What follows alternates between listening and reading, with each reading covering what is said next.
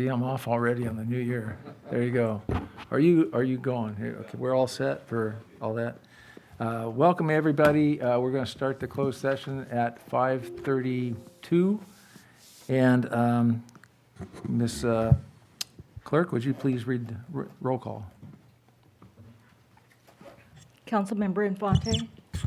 Here. Councilmember Claudia Rona. Here. Mayor Pro Tem Smith. Here. Councilmember Elizabeth Arona. Here. Mayor Brown. Here. Thank you. Thank you. Mr. Alfonte, would you lead us in the Pledge of Allegiance, please? Absolutely. Hand over your heart, begin. I pledge allegiance to the flag of the United States of America and to the republic for which it stands, one nation, under God, indivisible, with liberty and justice for all.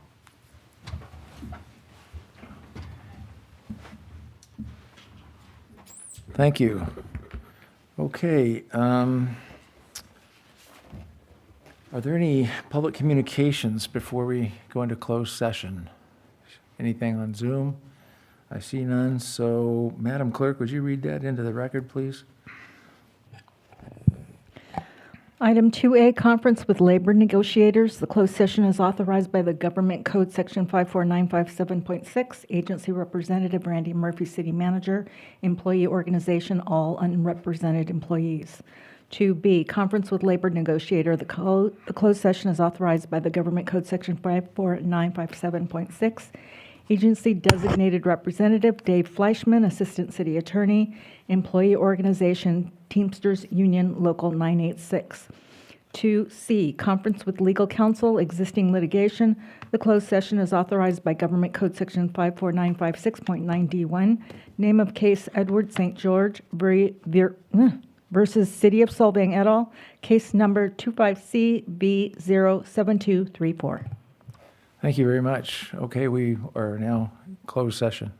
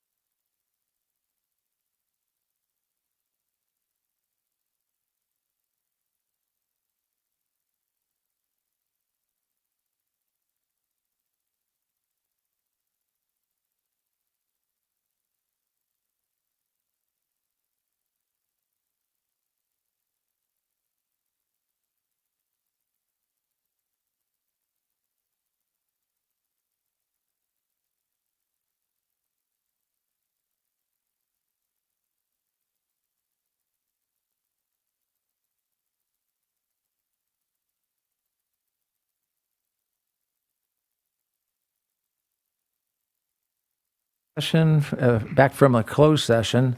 And Madam Attorney, is there any reportable action?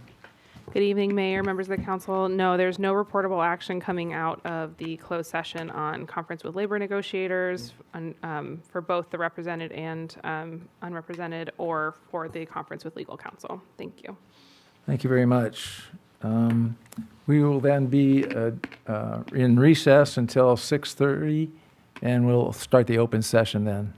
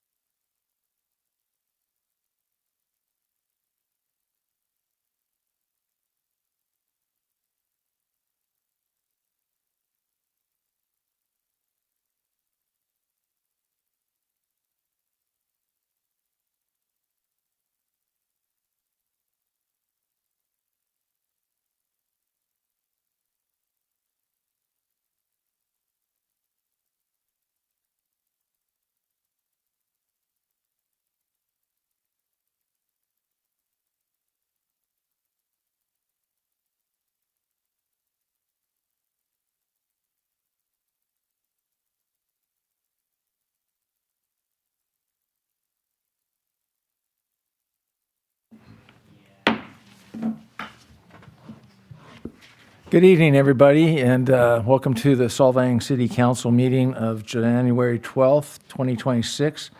I'm going to call the meeting to order at 6:30, and I want to wish everybody a very happy new year.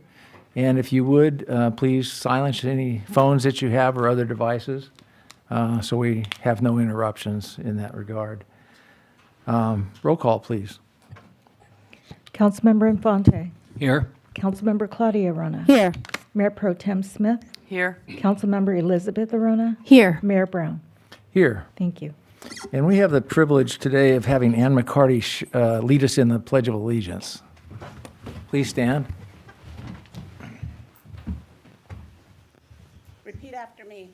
I pledge allegiance to the flag of the United States of America and to the republic for which it stands, one nation, under God, indivisible, with liberty and justice for all.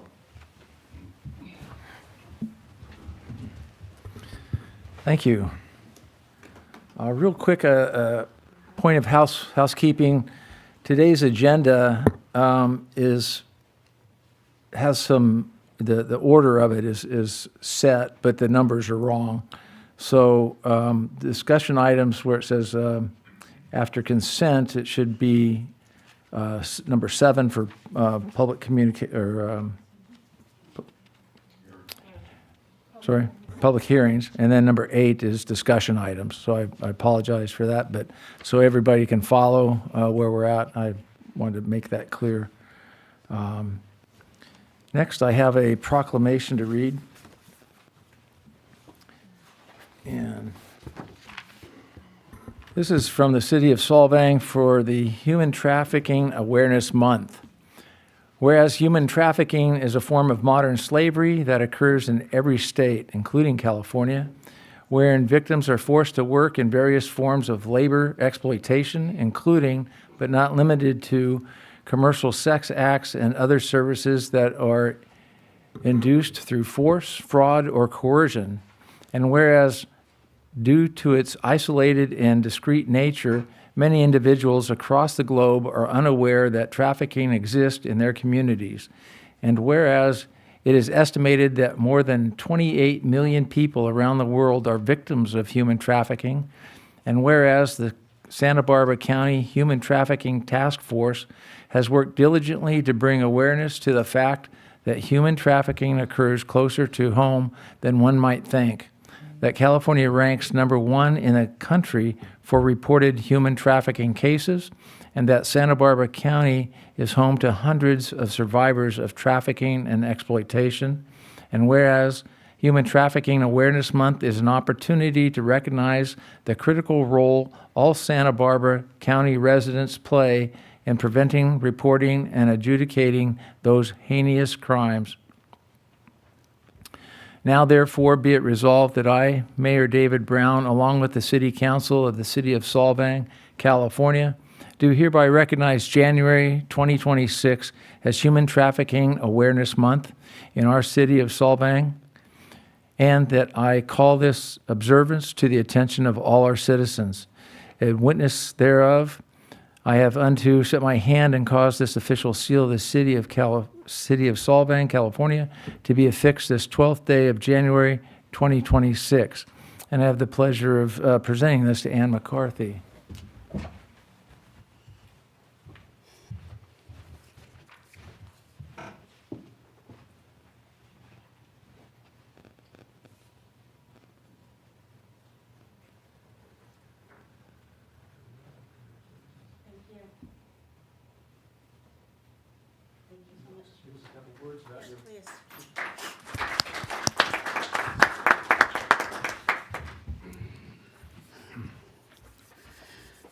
Good evening, Mayor Brown and members of the City Council.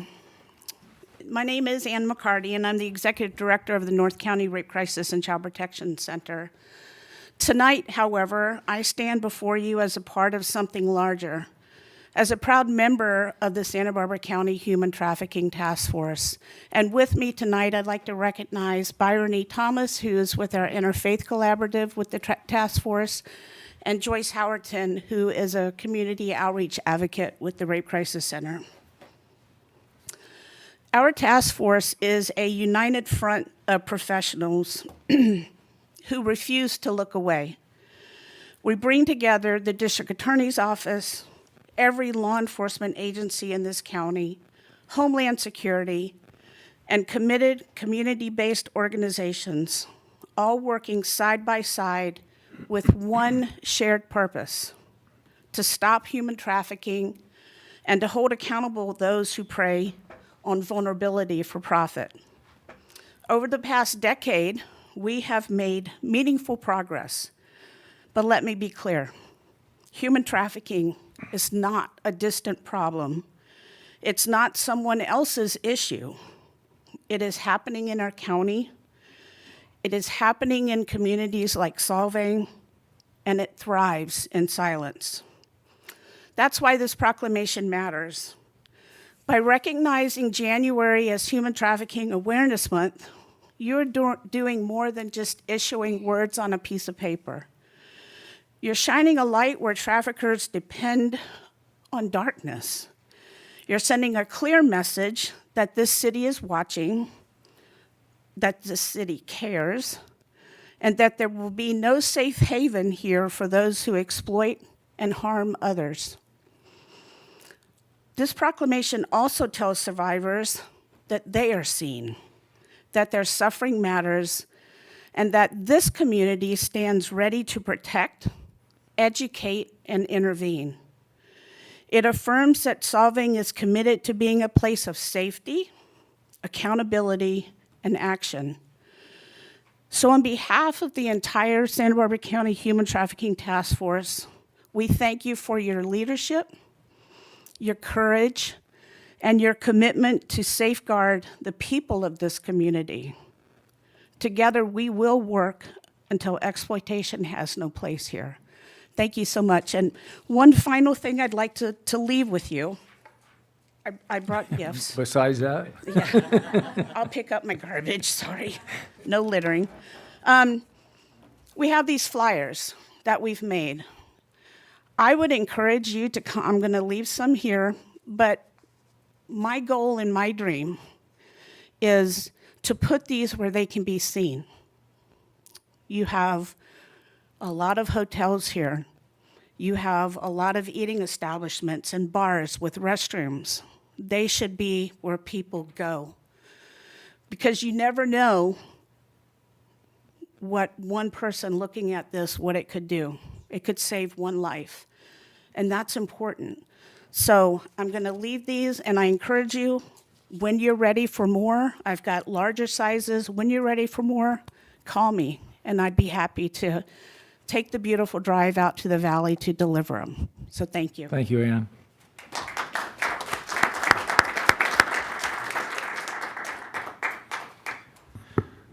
Okay, we have no presentations for this evening, so we'll go to public communications. Madam Clerk, could you read that into the record, please? Public communications on non-agenda and consent items. At this time, you may address the council on items not on the agenda and on consent. Time limit is 3 minutes. We will start with in-person public comments first. Okay, first is John Renoff? Roner, thank you. There you go. Thank you, John. All right, I know I got 3 minutes, but I will keep it brief. I think I've got it to just over about a minute in my introduction here. So good evening, Honorable Mayor, council members, city staff, and all in attendance. My name is John Roner, and I wanted to introduce myself as the new Public Affairs Manager for SoCal Gas. I cover Santa Barbara County and San Luis Obispo County, and I like to say my coverage territory is Hearst Castle to Carpinteria, and it's beautiful. It's the best. All my peers are jealous of my coverage territory. But I recently took on this role after Tim Mahoney retired. I don't know if any worked with Tim Mahoney over the years. He was in the role for about 27, 28 years. So very big shoes to fill. He was an institution, very well known. So now it's my job to meet and greet everybody and be as well known as well. Most importantly, I wanted to share that SoCal Gas remains committed to supporting local governments and communities to provide safe, reliable, and affordable energy delivery today, ready for tomorrow. And please don't hesitate to reach out, and I look forward to working with each and every one of you. Thank you. Thank you. And I left some cards too with Thank you. They're here. You can pass that out afterwards. Next is Mr. Hank Hamburg, and after him is Ken Esnelli? Ainsley. Happy New Year, Council. City Manager, Mayor, Council members. My name's Hank Homburg. I live here in Solvang. I've written quite a few emails the last couple months, but I just wanted to go publicly and say that I'm asking our city manager and council to consider looking into a feasibility study to possibly withdraw from our Santa Barbara County Sheriff's contract and maybe start a Valley Police Protection Department. Currently, we're paying for one minimum cafeteria plan contract that yields us one deputy, and he or she is often backing up deputies from the Chumash Casino all the way to Lompoc, because Lompoc also has sheriff's deputy contracts, part of their area. So a lot of times they're not even in town. We receive zero speed enforcement, very little traffic enforcement, as our contract does not specify for a traffic enforcement officer. That's extra. And the deputy that is patrolling Solvang has to go through a special enforcement class, and they're not going to do that. So all we get is the result, infrequent stop sign enforcement. That's it, if the deputy's in town.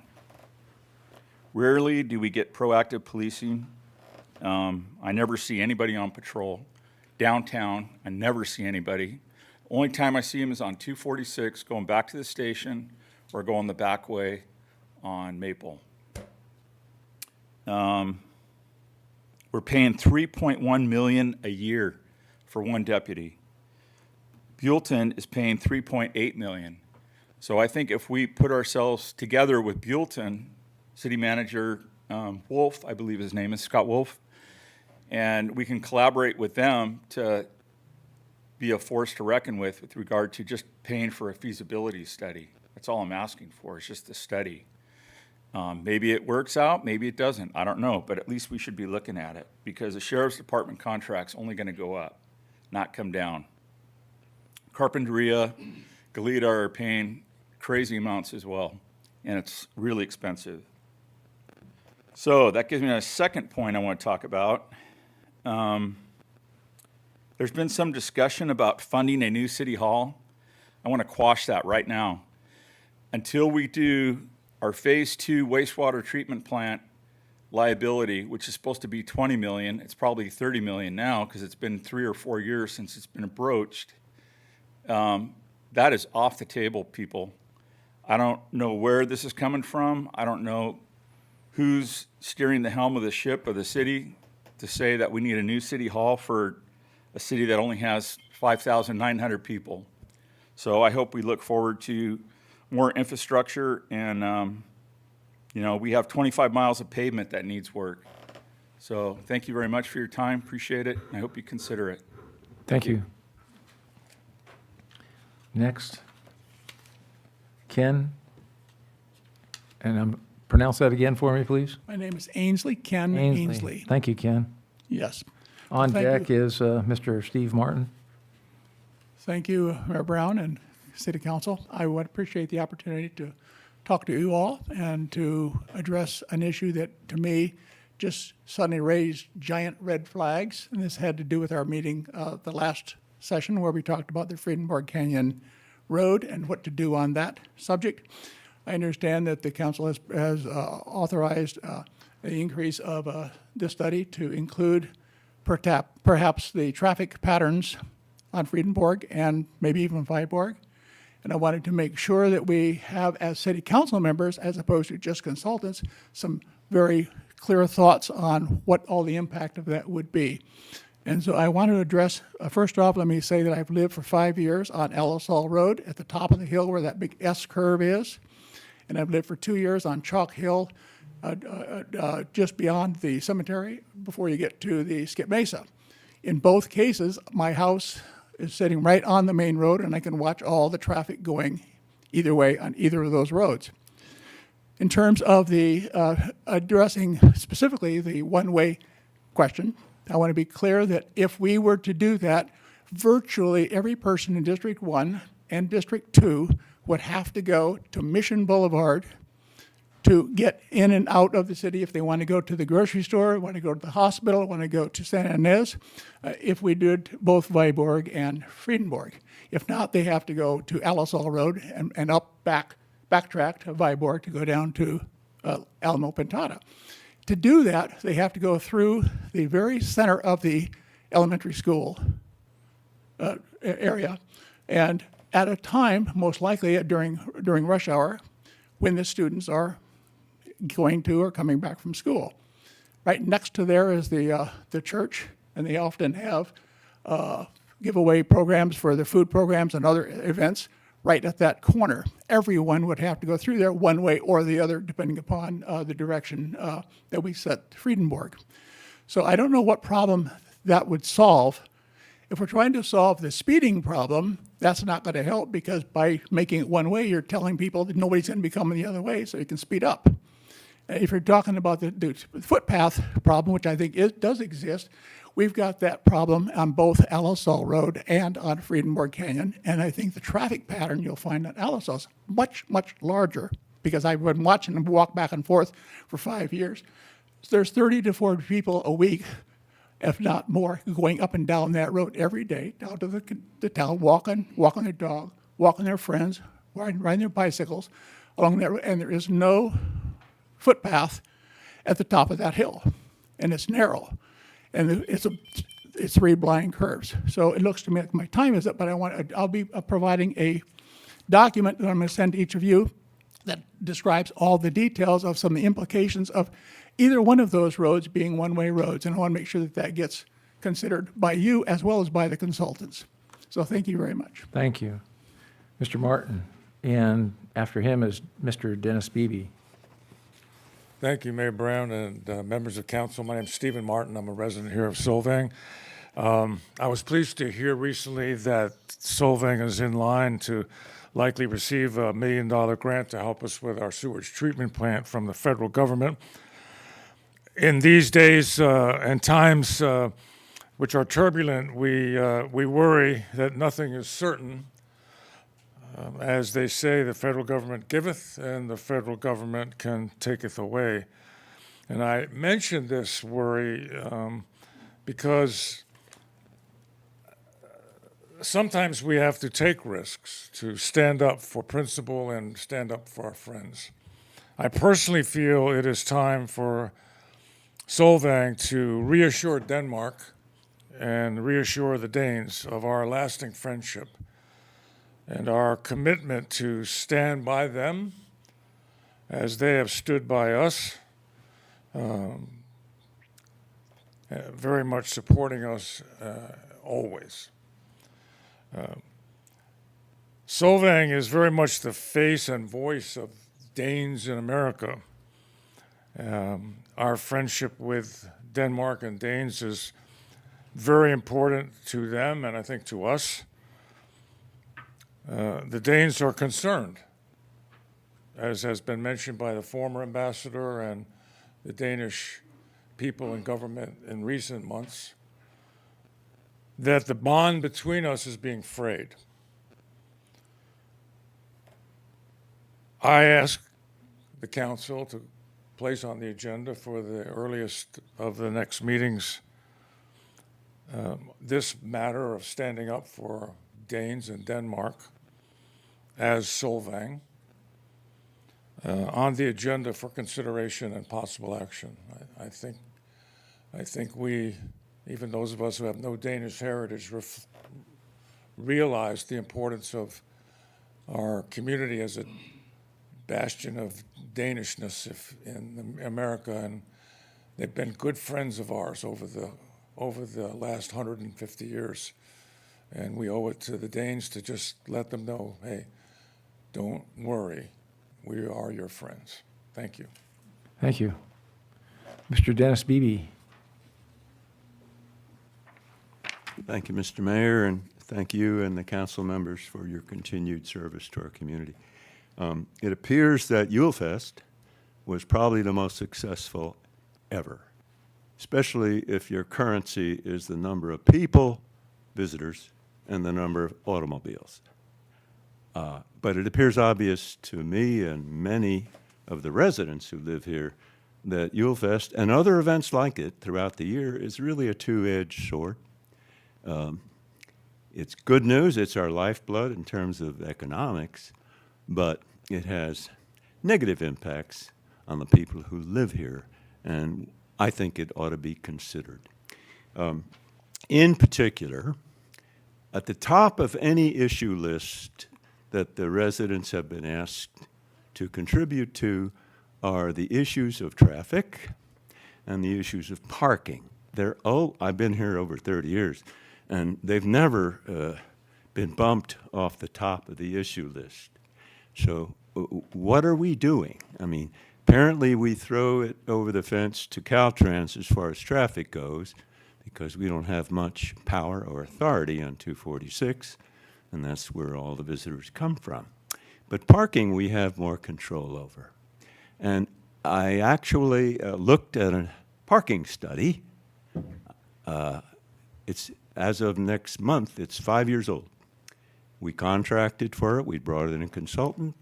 He looked at parking. The consultant did. I'm not sure it was the best time to look at parking, analyze it, because it was in the middle of COVID.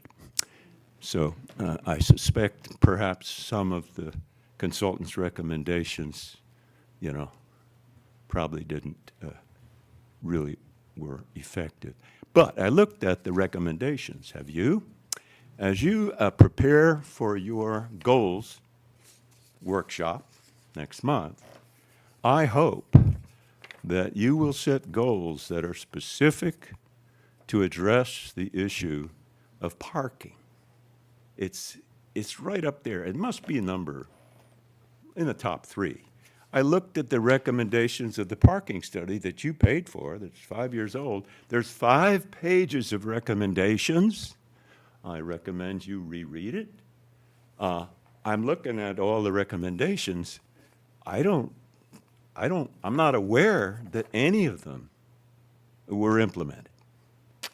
So there's been a lot of hand-waving as to how we can solve our parking issue. Oh, wow, we can build a parking garage in Lot 4, wave. It's no good, folks. You've got to come up with a plan.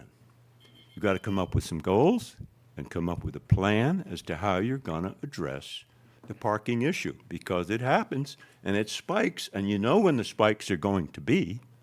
So I urge you to come up with some goals and come up with a plan rather than just waving options. Thank you for your time. Thank you, Mr. Beebe. Is there anybody else in the audience or online that has any comments? Okay. Seeing none, we'll close public comment questions and answers and move on to our city manager's report, item 4. Yes, thank you, Mr. Mayor and Council. I have several things to announce, this being our first meeting of the year, and a lot of things going on. I made the announcement at the last meeting, the last couple of meetings. The grant funding process is open. It opened on December 1st, and it will close on January 30th, that just being about 3 weeks away. Be aware, please, that there are a mandatory meeting is required if somebody from the organization has to attend.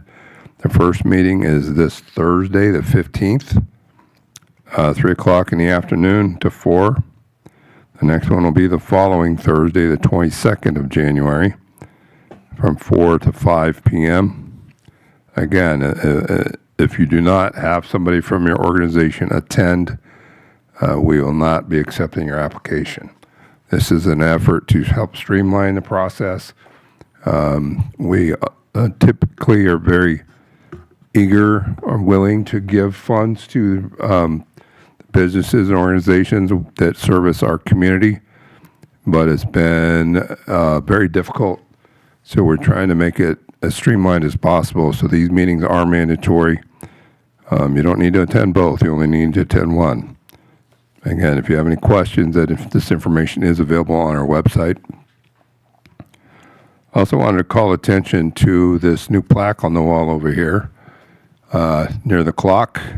This was generously donated to us by our arborist, West Coast arborist.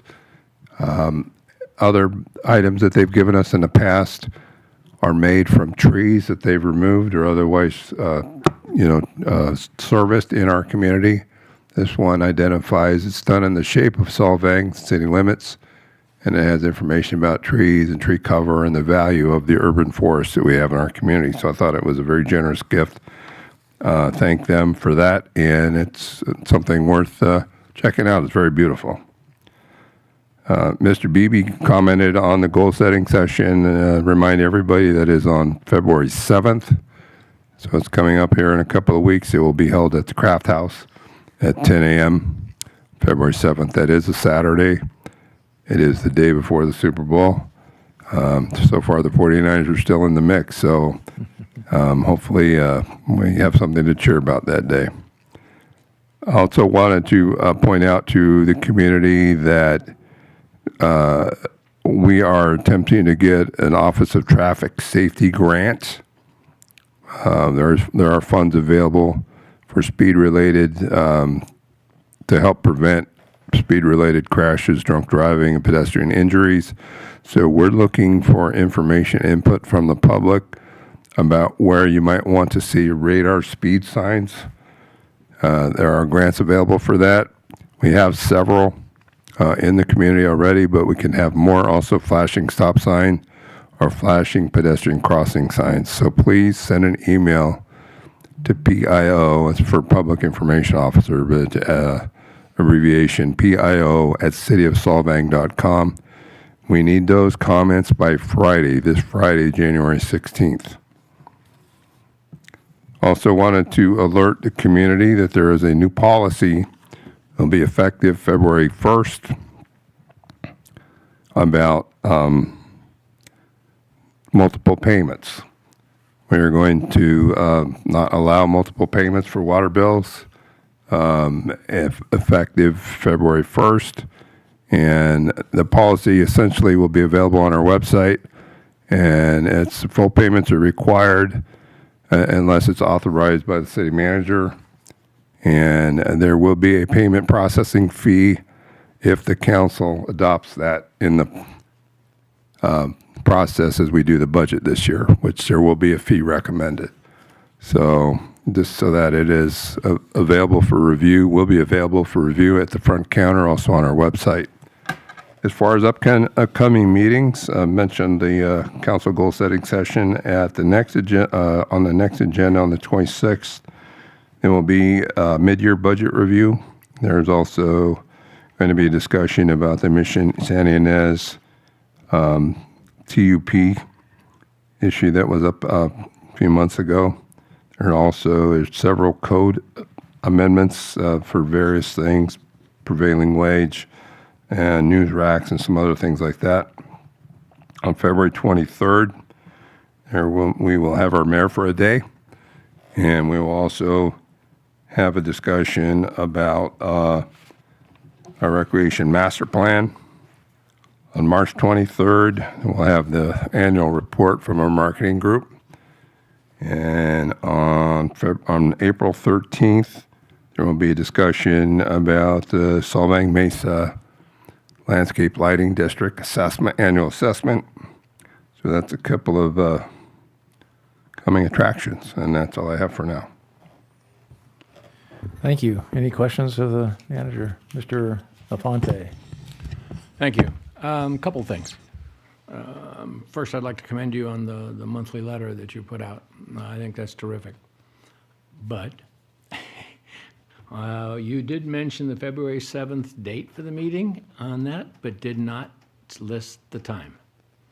I have been getting calls saying when, what time of day is that going to happen? How long is it going to last? Those types of things. So I was very happy to hear you say that tonight, that it starts at 10 a.m. Do we have a duration?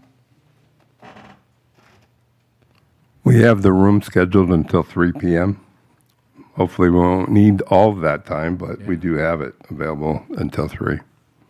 Okay.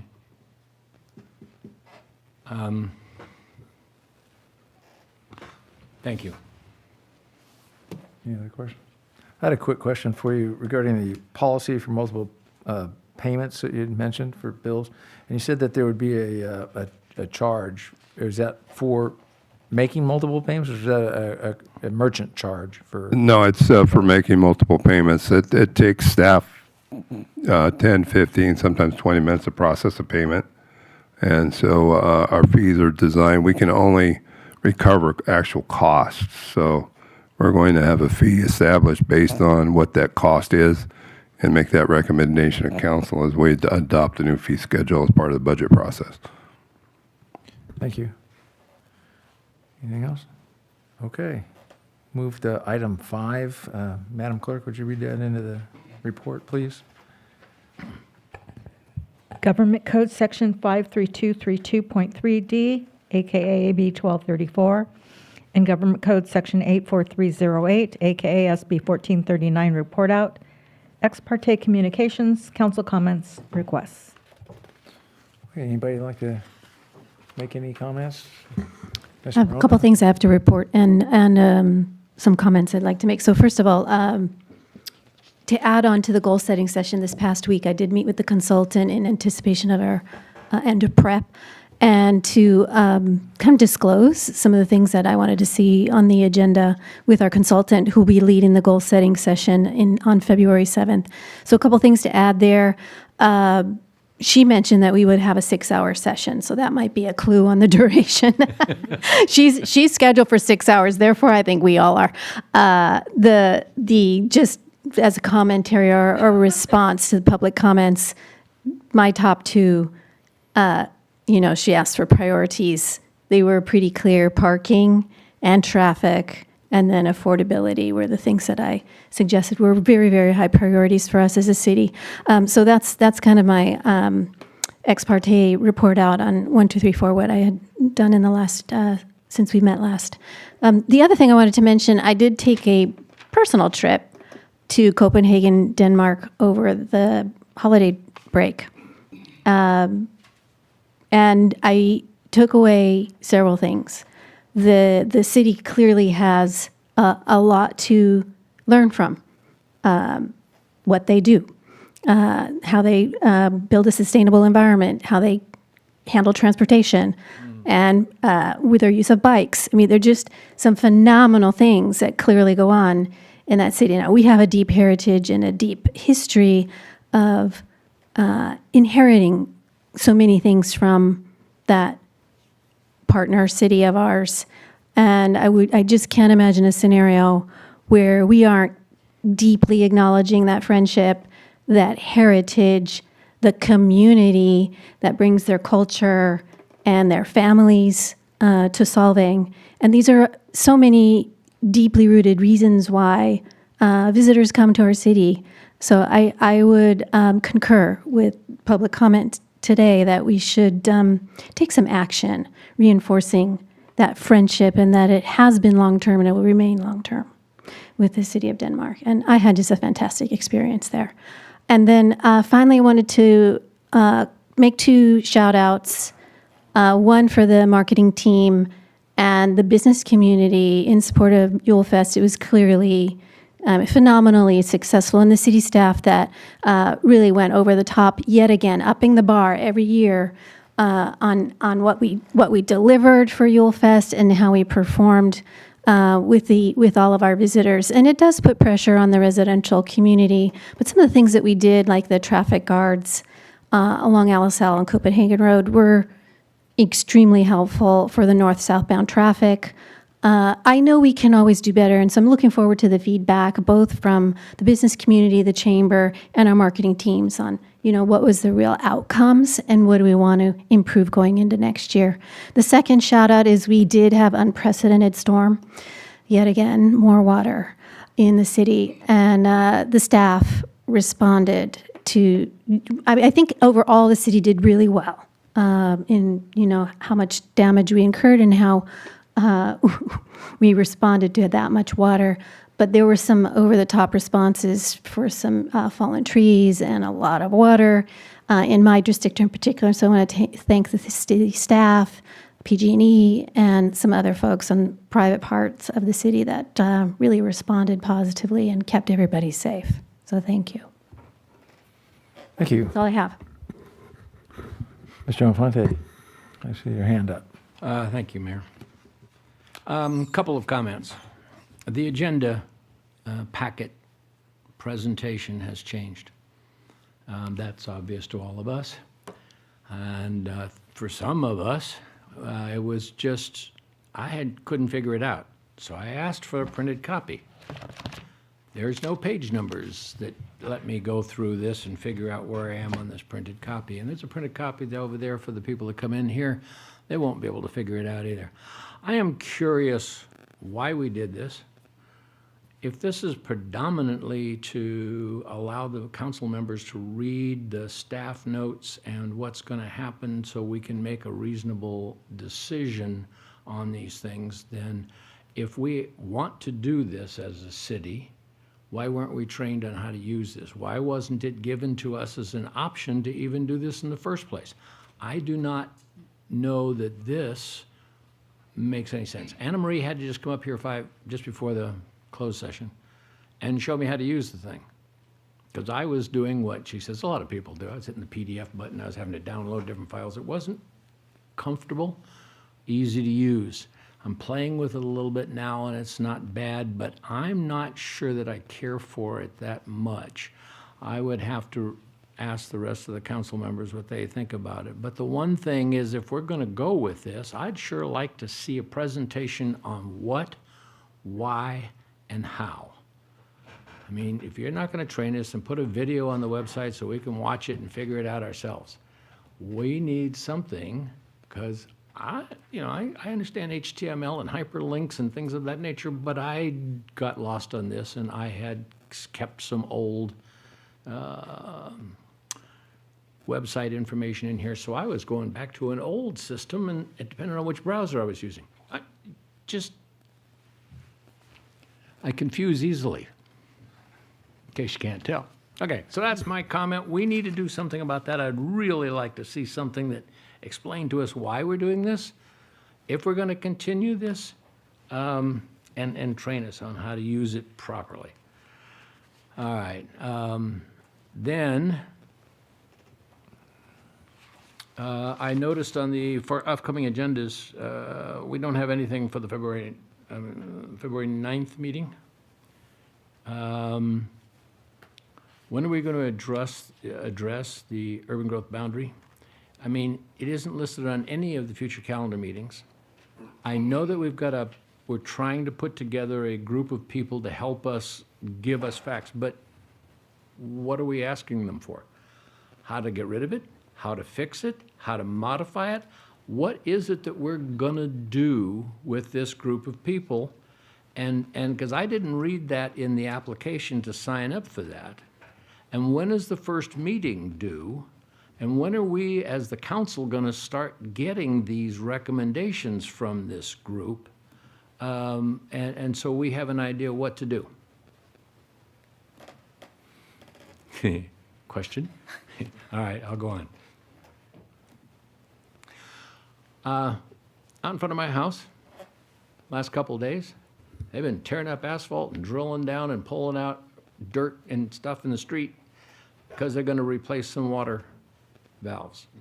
Went out and talked to them, good bunch of guys. In 2 weeks, they said, we're going to shut off water so we can change out some of this stuff. We're going to notify you. How are you going to notify us? Are you going to call us? Send us an email? I mean, you've got all that information from me, but how about everybody else on my street or the streets around it? They were hitting 3 or 4 different major streets, including Viborg. They're tearing it up, and they got steel plates covering the big holes that they're putting in there. What are you going to do to inform the residents that, hey, we're going to shut the water off, and how long is it going to be off, and what do you do in the meantime, and can you park in front of your house if these guys got these big machines out there? They were actually really good because they started doing it on the day that the waste management was out picking up trash cans, and they moved and took care of everything and let them pick it all up. So They seem to be handling it pretty well, but are they going to call us and tell us? Who's going to tell us when you're going to shut the water off and we have no water? All right, that's enough for now. Thank you. Anybody else? Yeah, I just want to thank you about bringing it up because I am playing with the new agenda format. I just realized that I can just preview everything and I don't have to download it all as I just did it. So thank you. We were doing it wrong. I understand. Some more? No, I appreciate the effort on going, just going paperless. And there are a lot of things that you can do with it, but I think it would be a good idea to have a presentation on how to read the agenda for the public in general. Yeah. Any questions? Okay, comments or feedback? So the agenda management system was something that was underway when I started, and it's taken some time to get it coordinated. But Anna Marie has some commentary about that, and I think Raphael might have a couple of ideas on how we might have made it easier. So go ahead and start. The thought process into implementing an agenda management system is that previously we were completely manual, which meant pretty much that if we were paper-based and every time we wanted to submit something to make an alteration, even after the agenda was printed, was very labor-intensive, with a lot of renumbering and practically doing the agenda over each and every time. If someone brought presentation materials after the agenda was printed, or if someone added public comment, it became very disjointed. So as with the way everything is going these days, moving into an environment where we're not dependent, we're on our city computers and our city staff being here, this allows this process to continue, whether or not there are people present at City Hall or whether or not our current computers are working. So it's more of an internet-based interface. And everything is hyperlinked, so someone can go directly to the item that they're interested in learning more about without having to flip through hundreds of pages. Sometimes we've had agendas over 1,000 pages, and they just want to get to where they want to go. I will agree that a presentation is probably prudent and was overlooked. It seemed very intuitive, but my hands have been in this for years, constantly making these changes and becoming familiar with it. So I can see that the average user might want a little bit more of a presentation on exactly how to use it. The major problems that we're finding with people being able to use this is not that they're unable to use it, but they bookmarked the old location for how to access the agenda instead of following the links that were provided when we say that we've published it. So it's just a matter of updating the your hyperlinks or your bookmarks so you can get directly to that agenda page. So I'm happy to bring a presentation forward at the next meeting that shows you, all the council members and the public, how to access the information that they're looking for. And again, this moves us forward into more a modern, sustainable, economic, environmentally stable, and also or sustainable goals. And in addition to that, again, allows us a lot more flexibility with publishing and manipulating documents within the agenda system. Thank you. Good evening. I'll address the UBEC comments there for the urban growth boundary. So it's not it's not in the future agenda, simply because we're currently taking applications up to the 31st to form a committee. This committee is envisioned to have about 12, 15 folks, and it's actually envisioned to have a series of meetings to discuss and drill down a little bit further. What is the urban growth boundary? Where can we head? What are the pitfalls? What are the positives? What are the negatives? The end product, and these meetings will be open to the public, and the end product ultimately is sort of report out to the city council to then sort of take a decision of where do we go from there. The urban growth boundary is not a 6-month solution. It's not a year solution. That the reality is it's a very long process that's involves not only our city, but also LAFCO, our residents. So again, getting that information up in sort of a committee format, very similar to the GPAC, but a little bit more managed this time, and then having that report back out to the council, and then taking that decision of where do we go from here. So that's why there's not much that's on there. I will create a web page, sort of describe that, and it'll think of it as 4 to 5 mini lectures, and then with a substantial amount of input, feedback, Q&A, and pondering, and then take those ponderings and bring it to the next class. And so it is very much going to be built upon itself. And so that's why some of the questions were geared towards what is it that you do, what are some of the organizations you have, what's your availability, et cetera. So we could really, again, plan out when these meetings will take place, because again, not only do we need all of our members there to provide those opinions of where they're at, especially of our community members that bring differing types of viewpoints. And again, that's the intent, is to provide all these viewpoints and give this council a sort of direction of, okay, here's the report out. Which way do you want to go with this? Okay, if I may. So when will the first meeting be? So the first meeting is projected to be March. And so again, these are, if you've never put together a lecture, they're very time consuming in terms of putting the material together, getting that material out, sort of whatever study material needs to be, picking out the dates, and then from there going over to sync topic. Because again, it's one thing to do a presentation of this body, which we have a limited amount of time. It's another thing to really, my kids say, do the research. And so that's really what we're trying to do, is do the research and give and provide that information, so we have a very quality report out to this council, coming back with many voices from different avenues and areas of this town, and then again taking decision from there. And whatever decision's made, whether it's stay put, or let's move forward with amending something, that then goes into a next step. And so, and that next step is going to take some more time. And so ultimately, in the end, there is sort of an end game, but that end game does take time. And we are, Randy and I and Chelsea, we're very aware of what's going on in terms of our dates and calendar dates of where we need to hit. So I understand the frustration, but at the same token, it's almost, you gotta let us cook a little bit before we get back to you.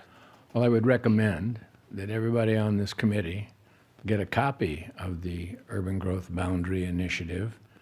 It's really fascinating reading. Yeah, and that's part of the course material. So like I said, treat it as almost like it's a college lecture where we'll give you a syllabus and course material, and we hope you read up. And the 2018 study on the boundaries and sphere of influence. Right. Yeah. Those are the 2 documents that I think are going to be essential for everybody to have some understanding of before they can really have a significant discussion on this. Very much so. And then we have other documents as well that we've passed since then, such as our general plan. And so those are each little pieces of the puzzle that need to be understood. Thank you. And I can address the utility concern. This is the same group that did the water line main replacement in Nyborg, where I live, and they were very communicative. They hang door hangers if they have to block the street or close, no parking in this area kind of thing. They put it up a few days in advance. Jose's been very communicative in his dispatches as well. So they're tearing the street up now so that the amount of time, obviously they have to turn the water off so they can replace the valves, because that way they don't have to turn the whole neighborhood off when there's a problem. And so this is one of the things they've identified as part of the contract that was awarded by council, I don't know, back in October, I think, maybe longer than that now. But they've been very good about notifying, and I've heard from several of my neighbors that were very appreciative of the amount of communication that this group did. So I, knock on wood, you don't have anything to worry about. Thank you. Okay. Did you have anything? Okay. I have a few things, ex parte things to discuss. The Greenland sovereignty that was already brought up. I want to make a shout out, though, to Andrew Gwynn, and he got a fascinating review and from Joy Cully, who I know is, she has her business directly below mine. And if you've won her over, by God, you did something really great. She's a great person. And congratulations to Andrew for his efforts on that was also a water issue, I believe, that he helped with. And then Christmas Day, I'm driving out to the Alisal, and there's a tree had fallen across the road and right there by the golf course. And within the hour, Maggie and Caesar were out there cutting it up. And it was on Christmas Day. I admire them for being out there, and it was raining, it was wet, and it was Christmas Day. And they could have been with their families, but they were out there fixing the road, and it's much appreciated. And then also Trevor, I got nice feedback on what he's done as well. So thank you to our team. I think they're doing a great job. Want to also our Yule Fest team did a great job. It was above and beyond. I think between parking and visitors, we're victims of our success, and hopefully we can figure out how that would best be utilized, and to minimize the impacts and the inconveniences to our residents. Our visitors seem to love it, but even there were some issues, and I think perhaps a foot patrol and things along those lines would be more than warranted, just by the size of the crowds, for no other reason, and maintain that safety. Let's see. I also want to thank all the locals who were very gracious, patient with parking and traffic inconveniences. Again, we suffer a little bit to have a wonderful event for our guests, and I hope our residents enjoy it just as much as our guests do. So, with all those little inconveniences, and then again the park, man, it sure looks used real quick. Perhaps we can do something different there, but it'll come back, but all in good time. So that's all I had for ex parte items for today. Let's move on to item 6, consent items. Madam Clerk, could you read that into the record, please? Consent is for routine administrative city matters and is approved with one motion. These items are discussed only on request of council members. Members of the public were afforded an opportunity to speak during the public communications portion of this agenda. Thank you. Any concerns with the items that are presented? Mr. Afonte, I see your hand. Getting busy tonight. I would like to pull and discuss item H. Just a couple of questions about it that I don't understand or not knowledgeable enough that I wanted to ask. Okay. Anything else? Then I'll accept a motion for the balance of the items. I'll make a motion to approve the consent items A through G and I through K. Do I have a second? I'll second it. It's been properly moved and seconded to accept consent items 6A through G, and I through K. Roll call, please. Councilmember Infante. Yes. Councilmember Claudia Arona. Yes. Mayor Pro Tem Smith. Yes. Councilmember Elizabeth Arona. Yes. Mayor Brown. Yes. Motion passes 5-0. Okay. Discussion of 6H. Yeah. Quick comment. Okay, so we have in here an estimate, an approval for an increase for one of the contracts under Meridian.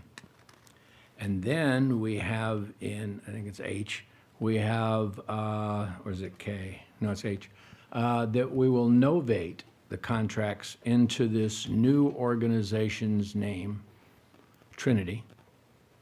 And I'm curious, so my understanding of novation is somewhat limited, but they're taking over all three contracts, all three pricing, right? One of the contracts lists individual names with rates. Are those people going to Trinity? Yes. So my understanding from talking with the representative with Meridian, at Meridian, is that all the people who are working at Meridian are now under Trinity umbrella. So they bought out Meridian and their contracts. And so anybody who was working for Meridian on our contracts is now with Trinity.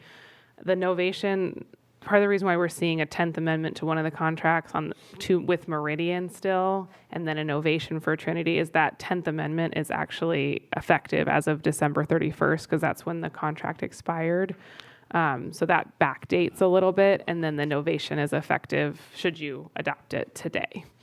And the reason why we're doing that is because now that Meridian, even though it's still like right now a legal entity, our understanding from talking with representatives is that eventually it's just going to be Trinity, and Trinity is the entity that holds the insurance and has essentially the resources should there ever be a dispute. That's who we want to be contracting with, not just a shell of a legal entity that might still exist. That makes sense. Thank you. It was just that I saw a whole bunch of rates in the contracts. And in the novation, it didn't say we're assuming all of these people and their rates and all of these positions and their rates. It just said, oh yeah, we're going to take over the contract.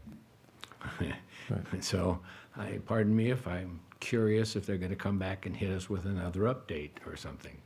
So they will be bound to the not to exceed caps and the pricing in the current contracts.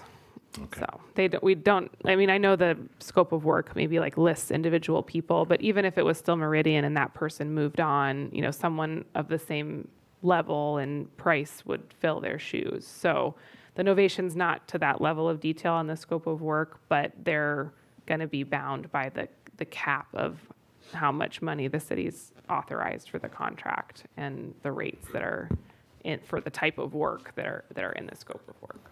All right. Yeah. Thank you. That answers my question. In that Okay. case, I will move we approve. Okay. I had the same conversation with the city manager about the contract, so, and it was assured to me that the capital, the knowledge capital would remain the same and still apply for future work yet to be done.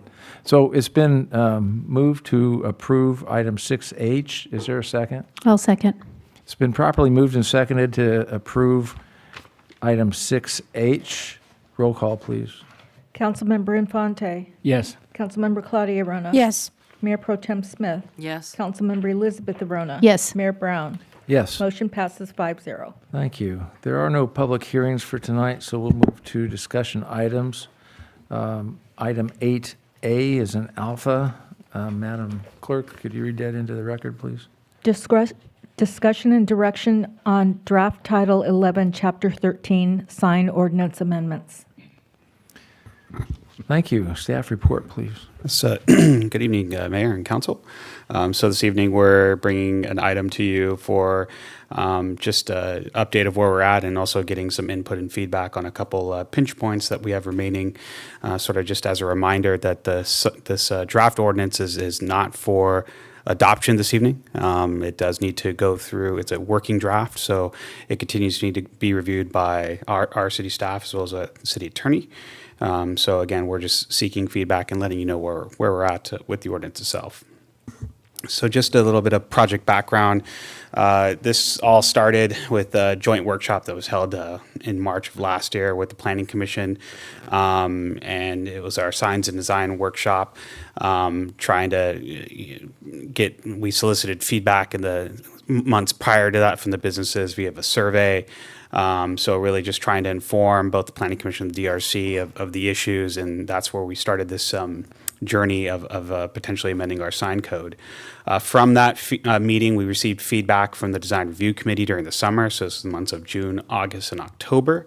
So we basically took the existing sign ordinance and we provided chunks to the DRC for review and discussion.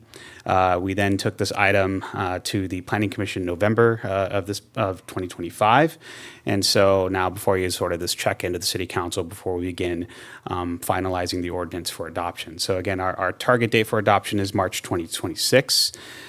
And so the basis for the amendments are a couple-fold. The city last really touched its sign ordinance back in 2012 and 11. From there was an effort in 2019 to amend the sign ordinance, and that effort included revising definitions, revising sizes, as well as the process to which sign permits were approved. It's currently still the DRC, in which was at that time the Board of Architectural Review was reviewing the sign permits. That effort died in the fall of 2019 as the community development director resigned and wasn't really picked up from there. So again, the point here is modernizing the city sign regulations. That was what 2019 tried to do. But what it did not do was ensure legal defensibility and First Amendment compliance. That was actually a big component that was lost in the 2019 sign ordinance that failed to move forward. The other one is adapting to new technologies and business needs. They're prevalent throughout our city as technology is adapt. We need to review our ordinances and go from there. And then the biggest one is maintain our Solvang Danish village aesthetic. And so that's something we've heard over and over and over again from both the Planning Commission and the Design Review Committee. So one of the biggest issues we have at hand is this idea of content neutrality, which is why you see a large difference in your draft working ordinance versus the existing ordinance. Really, the biggest Supreme Court case that did all this was Reed versus the town of Gilbert in 2015. And so, again, it's looking for sign that you can't read the content of the sign, but instead you have to enforce this idea of time, place, and manner. So our draft ordinance removes message-based distinctions, including political signs, real estate signs, opening signs, motel signs, you name it. Those are content-based messages. Remove that. And then, as I mentioned, regulate based on physical attributes, place, and duration. So again, we're looking at size. We're looking at where exactly you can locate the sign, how long you can put the sign up, if it's permanent, is it temporary, et cetera.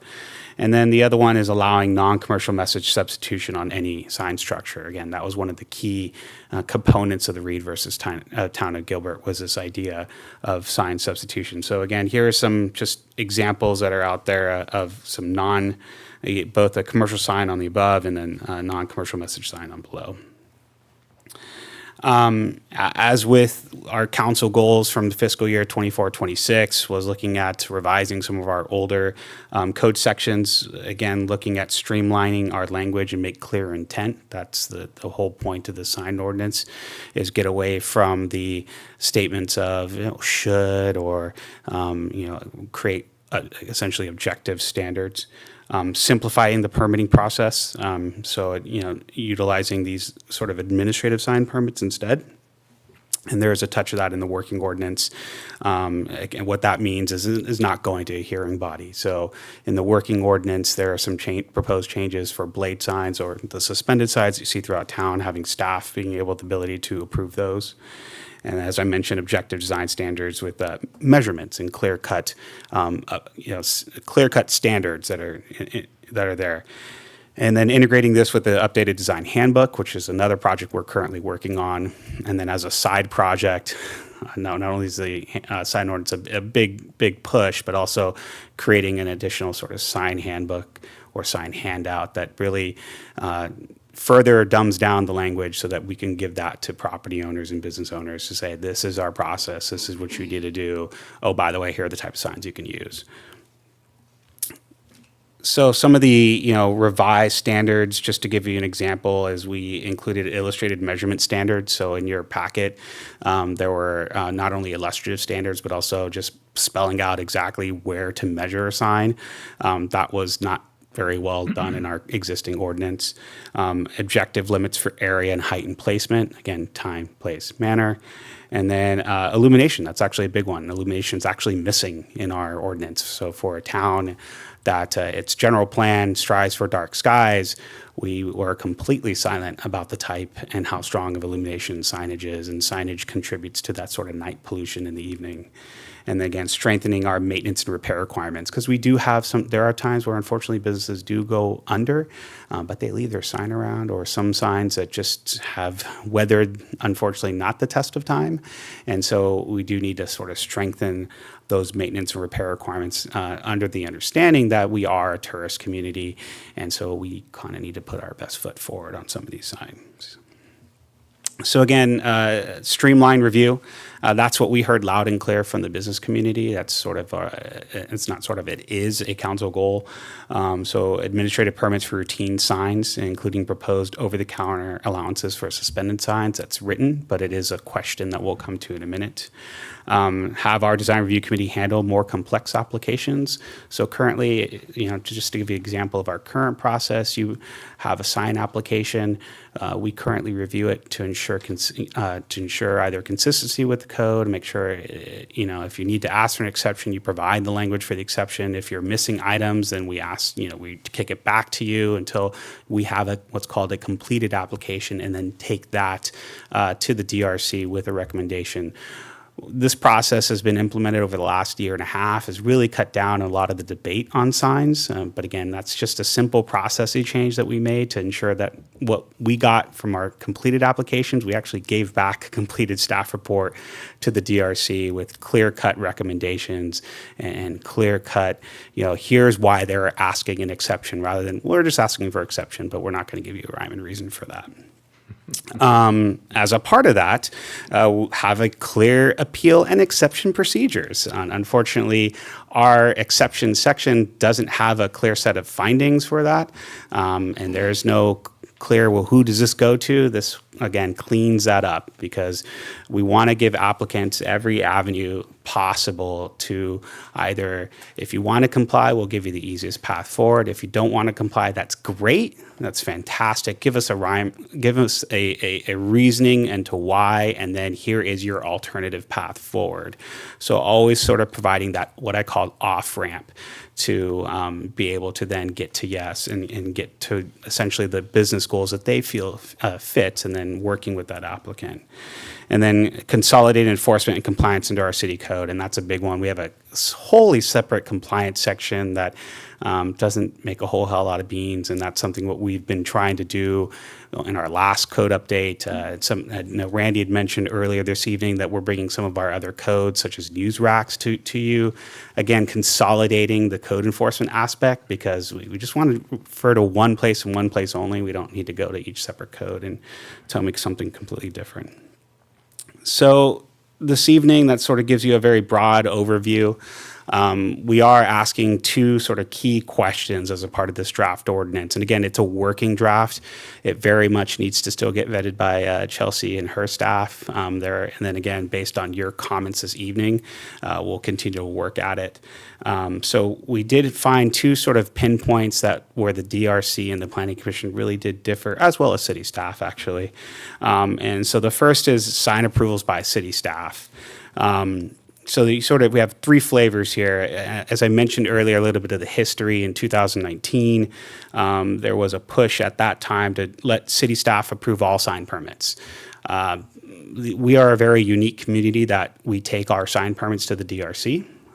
That does, however, there's a good side and a bad side to it. The good side is it provides additional scrutiny to the sign applications. The bad side is it takes time, and that's the biggest key. Is, and unfortunately, as we want to, what we hear a lot from our DRC members and Planning Commission. Well, they should have thought of the signs in the first place. Well, that's usually from a business standpoint. You're going through permitting. You're trying to open up a shop. You're going through not only our agency, but probably maybe Santa Barbara County Health, maybe the fire department. You have other things going on, and usually the last thing on most people's minds is a sign. And so that's where we become this linchpin of can I need to sign up and I need it as quickly as possible. Can you help? And unfortunately, the way our rules are set up today, that's a hard thing to do. So in 2019, the thought was making it a staff level approval. Many municipalities actually make signs a staff level approval for most signs. So again, that could be one way of approving signs at a city staff level. Still providing that off-ramp if it's a unique or doesn't fit the code, then it can go on to its, the DRC and potentially Planning Commission. Or if it's a larger sort of sign program, it'll still go through those levels of review. The second is just leaving it the way it's written today. So all permanent signs go to the DRC. So essentially what you see in today's process will be replicated in the new code. The third one is what's actually written in your draft ordinance is sort of this halfway point. And so the draft ordinance will remain as written, which allows for this idea of that blade suspended sign. So at least it gets your sign out there. We can approve that at a staff level. There is a caveat though, and that's written from that came from the DRC, is that if there was a wall sign needs to be proposed, it's got to wait a while, or then it has to go to DRC. That's tough to do, but I understand that they want to see the sign package as a complete package, so that's what that's coming from, and that all other permanent signages need to be reviewed by the DRC. So that includes wall signs, window signs, etc. And again, these are permanent signs. Temporary signs, so those are potentially coming soon, etc. Those signs right now are completely cleaned up in the code, and those would go right to city staff approval, because right now it's kind of a mix of everything. It's actually pretty silent on a couple things, and there's one item where it says the city manager has to approve, and that's for like a civic event sign, but trust me, it's a little jumbled. So we've rewritten that part to at least, again, provide a little bit more permit streamlining to allow for those temporary signs to be approved at a staff level.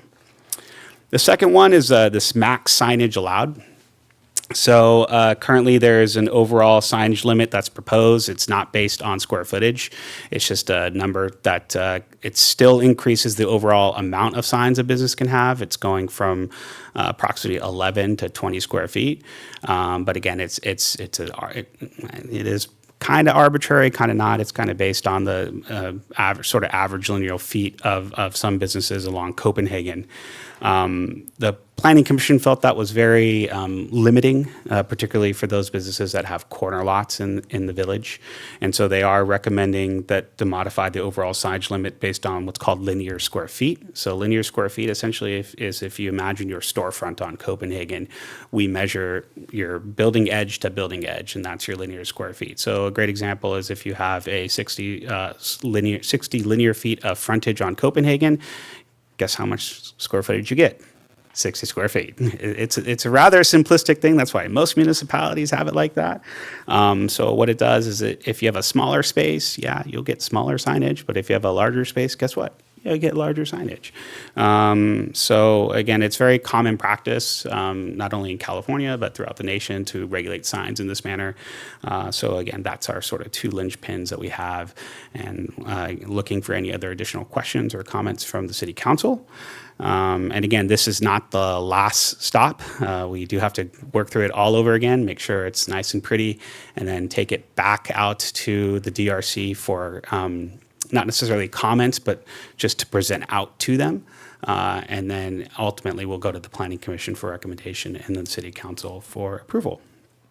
So with that, I'll open up to City Council for comments and questions. Thank you. I had a quick question, if you'd leave that slide up for us. Those are the two items you're looking for direction on, correct? Yes. My question is, if we have staff approve, what guardrails are there for those approvals? What do you mean by guardrails? I mean, I guess the criteria that they'll approve it with regards to colors and everything else. Well, again, colors are gone. That's subjective. That's message. Time, place, manner. So if it's located in the location that a wall sign would be allowed, if it's the square footage to which it's allowed, and it's the letter height of it's allowed, then it's approved. Okay, regardless of any of the other items, just time, place, and manner. Yeah, again, that's looking at colors, fonts, those things that are currently under our code are currently unenforceable through Reed versus Town of Gilbert. So we haven't really been enforcing those because that is looking at the content of the message. We are not allowed to look at the content of the message. Okay. Raphael, I have a question on that. You're saying even with Sassoon or design guidebook were in place, signage is exempt from color governance? Yes, for minor exceptions, usually you have signs that mimic signs that mimic government signs or street lights, et cetera. But yes, we're not looking at the color. Yeah, that would interfere with, say, driver safety or something like that. Right. So so that's a big departure, given the fact that we have a color palette that we use for buildings and facades, et cetera, in the city. We have no method to find aesthetic consistency between a sign and its building? For signs, no. And again, you're beginning to now run up into this is now essentially the DRC issue du jour for the last 5, 6 years, 7 years, 10 now. We're coming up past 10 on Reed versus Town of Gilbert. Yeah, go ahead. So, I think Raphael's explaining it in, he's trying to make it very clear, but this area of what you can regulate on signs is a whole huge body of case law. And, so we're trying to give it in a simplified way in a sense because there's just decades of case law. Totally get it. I'm separating the look from Right. content. So we can regulate time, place, and manner with signs. Content-based restrictions are subject to a very, very high standard of review under federal law. And basically that means all of the all content-based restrictions get struck down by a court. And so Raphael's designing this sign ordinance in a way that we think is, we're still working on it, but the goal is to get something that we think is defensible so that we can enforce it. So, it's a little maybe simplistic to say we can't ever do anything with content, but if you start regulating content, then we have to meet such a high standard of, being directed to a compelling state interest, being narrowly tailored for that it's very hard to meet. So things like something that's going to be flashing and mimicking a traffic sign that's going to confuse drivers, like that's probably something we can regulate content on because that's I'm not asking the content question because I know I asked a bunch about it today in emails, but I know I'm asking about the color specifically. Oh. If we, let me be more pointed about my question. If we had the design book in place as the hierarchical, kind of the overriding design guide post for things that sit underneath it, which could be buildings and could be signs. Can we structure our ordinances such that we have more governance over the look and feel, just color for signage? So I think with signs, color gets a little tricky because often businesses, I mean, it's their logo, right? It's not as much like the color of the wall in the building. And even under our current sign code, we're not like dictating people's logo colors and that level. I mean, there's cities like Westlake Village, for example, that basically to make everything blend in, I think with the background. They do. It's They all do. brown, right? Yeah. Even Target is brown. Exactly. Target's logo is not a Target logo in Westlake Village. Right. That has been. How do they do that? That's the approach they took. I believe that happened before Reed. Ah. So I don't know. I haven't checked in to see what that looks like now, but you know, that level of extreme has not, like, even under our current regime, we haven't done that for logos and the content of signs, the color way. And I would hope it's in the tenant's interest to have a coherent look for their building, and so you would hope that they would. But it might be in the tenant's interest to draw more attention to their sign and make it neon paint as opposed to neon fluorescent, because we won't allow that. We somehow have the right to do that, but we can't govern colors. I'll give you kind of where my frame of reference here. I think I had called Randy when I came back from a trip to Buckhead last year, and it's kind of cool city, really hip, a mix of like really cool architectures and cottage buildings. Their signage was a disaster. It was so disorienting. They had signage on the street, signage that was like set back from on a front lawn, and signage that was plastered on a wall. Some of it was aesthetically weird, like a billboard in someone's front yard, and a really cool sign on a building. It was really driving through the town. You noticed it was chaotic, and just even compared to what we do, it's very consistent look and feel today. And maybe if businesses have cooperated by default, but ordinances, you want them to work on their own. That was the point of what you just told us, is like if we streamline this, it's simpler for the businesses and we can get things done faster. But I think if there's a clear guidebook, then businesses, they know what they're kind of dealing with when they come to set up shop in Solvang. Right, and I hear you, and I hear that comment. And that our sign ordinance is rather restricting in terms of, and it will remain as such in terms of the amount of signage, because that, hence the why there is a limit right now, 20 square feet, no matter what it is, that is rather, it narrows it down. And there's also, again, on the time, place, manner, the manner portion is how does a suspended sign look? Well, I'll tell you how it's going to look. It'll look, mimic wood, MDMF. It's those type of standards that help to offset the wild ones, and they are already specifically in here. But again, not going into that content essentially, or even looking at the colors and the fonts and can I put a website on my logo, even though it's a part of my logo. We're not looking at that anymore. Instead, we're looking at the shape, the feel, the height, the placement, the width, the depth, make the letters stand out in 3D versus being flat. Those then really start to tell the story of a sign versus focusing on the script of a font or color or logo, etc.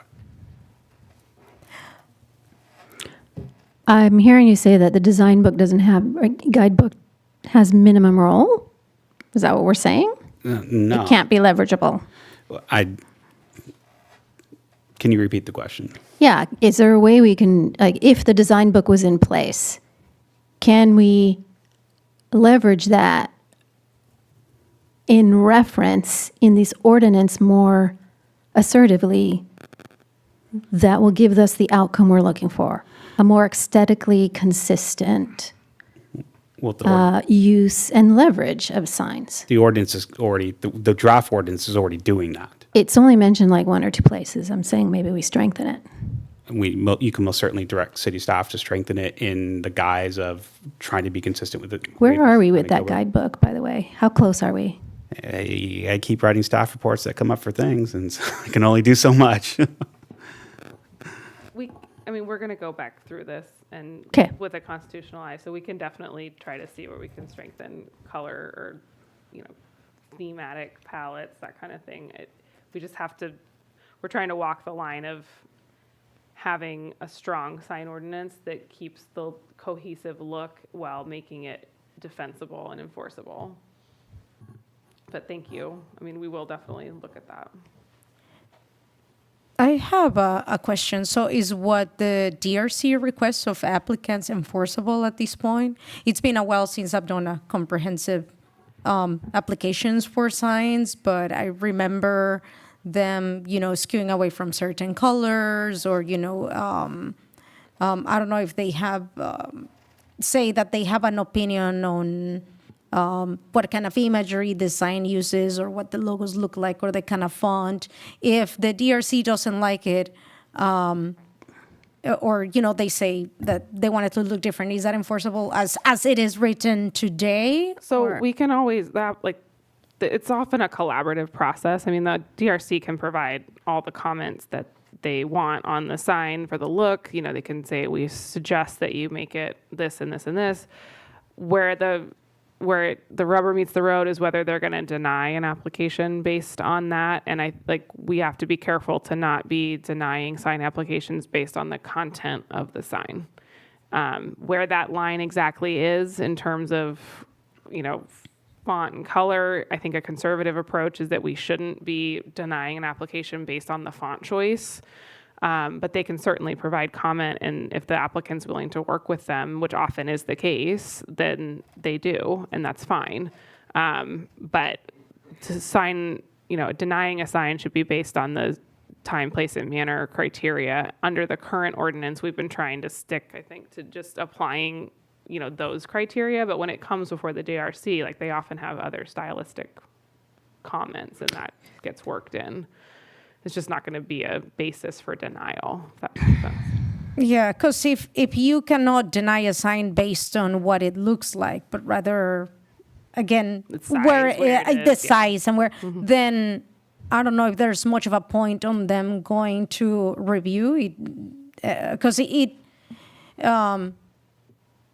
it puts a lot of stress on somebody that's trying to open a shop that they might have to wait up to 2 months just to see if their sign will be approved. And in the meantime, you have customers that are not going in because they don't know because there's no sign saying what the business is about. So I think it's well-meaning that things go up to the DRC so they can provide feedback and create a collaborative space where the applicant can put up something that is harmonious with our city, but on the other hand, if they're not going to be able to deny a sign based on what it looks like, then is it worth it going to having that be part of the process, going to DRC just for signs? I know there's other things that are going to go to DRC, but signs specifically. Well, and that's what we're hoping you all will deliberate on, because that's kind of what our staff's at. I totally appreciate what you're saying, Claudia, because I can't imagine being a business and then, so I think what we're talking about is permanent signs. Hopefully the businesses know you can use temporary sign to direct public to your business until you get the permanent sign approved, correct? That's part of our problem, is our temporary signs or sign portion is just so mangled that it. But you've got it cleared up in this paperwork right now. 100%, yes. So we're on that path too. But I have to make the point here, because in the absence of a design guidebook, I sit into those DRC meetings occasionally. It's not my background at all. I don't know their lexicon of words to use to describe why a design works and why it doesn't, or the color works and it's not compatible with others. They know what they're doing. But without a design guidebook, where you're at risk, any business is at risk of 5 people's opinions and their points of view and the variety of feedback on what looks good and what doesn't. The design guidebook has to be there to set boundaries and also to set expectation of what is likely to be acceptable and approved. So I'm shooting out the hip here. So it sounds like, ultimately, and we want 2 end products. End product number 1 is an ordinance that is legally defensible and easy for city staff to implement. Okay, that's goal number 1. Goal number 2 is a whole different subset goal. It's, I want to provide a product to our existing and future businesses, hand them a sheet or 2, and condense this very large ordinance to say, here's what you can and cannot do. Oh, hey, by the way, we prefer this, and show images of signs that are preferred, whether it's colors and other things that really exemplify the aesthetic of Solvang. If that's Yes. something, I think that's the purpose and that of is the something guidebook, we can right? totally do. That is the purpose of the guidebook.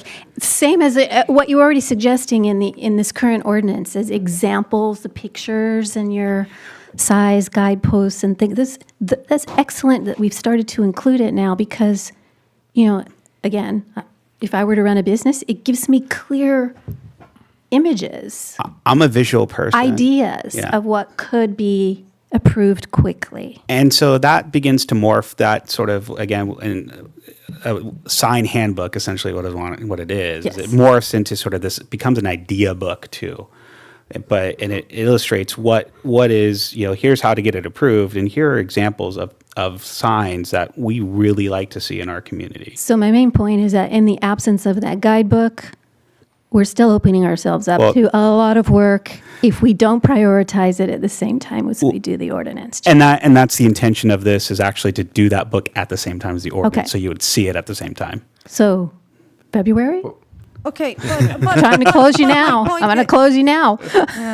okay, but I think my point is, let's say that the applicant has a concept who's, they feel that their signage, their branding is not well represented with the examples that you have in the guidebook.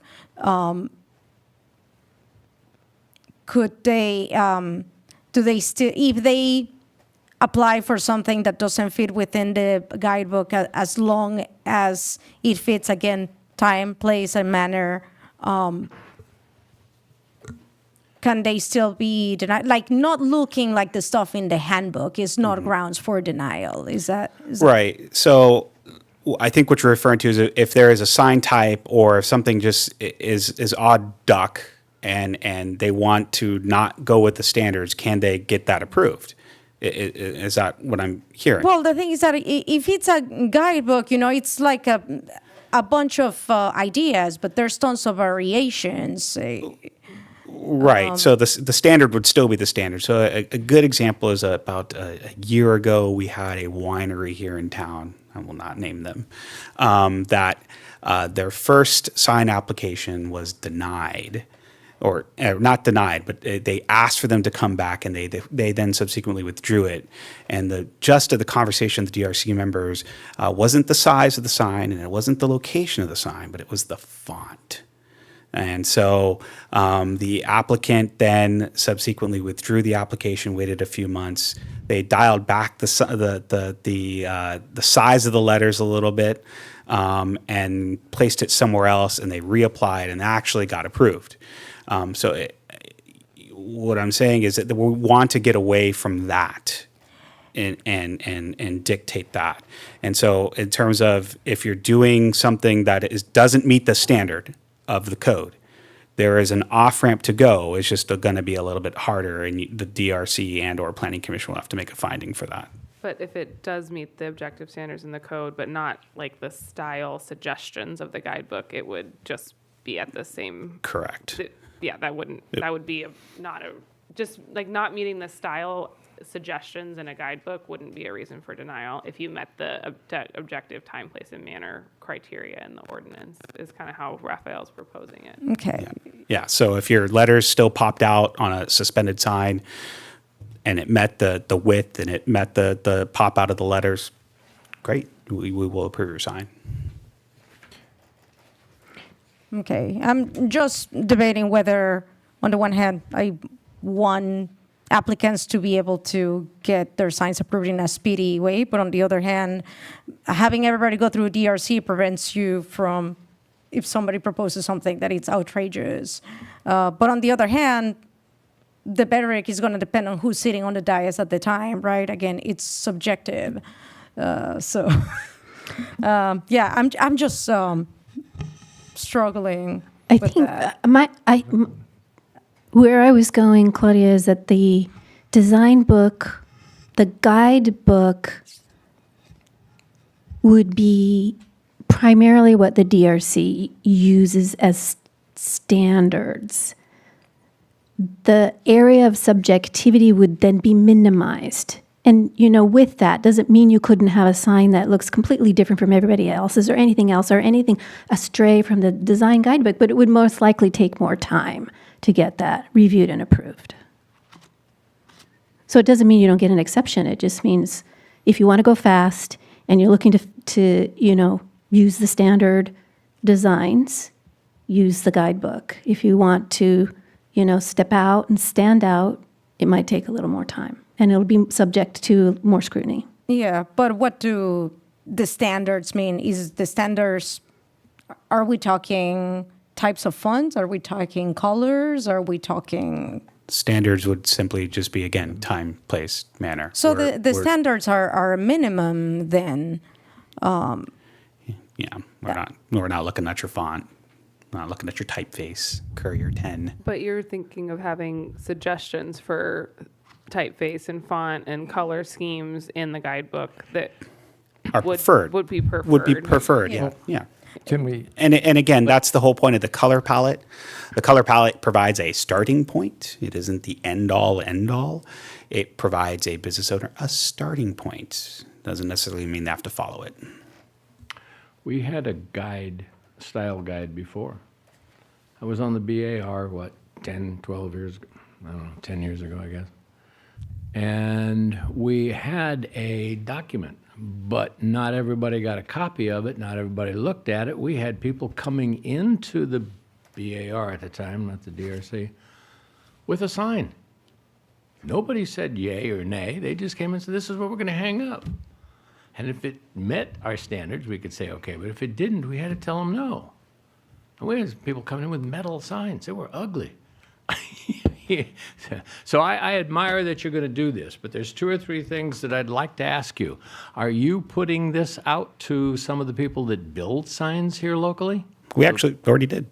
I'm sorry, oh, you already did? Very much so. Yeah, you contributed. So the MDO section of the suspended signs very much has been shaped by a couple sign folks that we work with substantially. It's just letting us know that industry practice and standards, what can be built, what's a little bit, et cetera. So that, yes, we've checked that. They will have a lot of influence on these shop owners. When the shop owner comes in and says, I want a sign, and says, they're good to have on your side. So I'm glad to hear that you did that. I like very much what you're doing personally, but it's only a variation on what we did 10 years ago, maybe more detailed. Maybe, but got to start somewhere. Thank you. Yeah, anything you can do to streamline this is ideal, but it also, like I said, if it had that guideline and you call it a guideline, but call it a brand book, the brand of Solvang, and it needs to, these are the preferred methods and resources to utilize. So that guideline would be valuable, and I think if you told everybody this is the standard or the basics, most people follow that as the path of least resistance, if that's what they've got. I had a couple questions about, is there any connection between getting a sign permit and having a business license? Is there any connection? No. They're separately independent? They're 2 independent items. Should one be part of the other? No. Okay. And you say that because, No, I don't want my business license having anything to do with the sign being approved. That no, would you just can be a have a nightmare. business, I'm just saying, you couldn't hang your sign without a business license. Business license / certificate is simply a tax, no more, no less. Okay, I'm just curious how that works. How do we handle signs, the banner signs like at the Mission and the one that hangs over 246? 246 is city sign, so it's regulated completely separately. And the Mission sign currently runs unfettered and unregulated. This will change that, will it not? It would very much change that. And it would change it to how?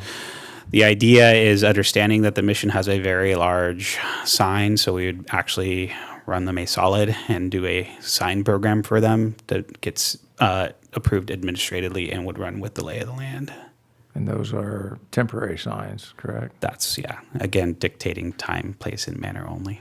Yeah, and what I'm afraid of, well, and I don't know about the grandfather, but you'd mentioned it earlier, having the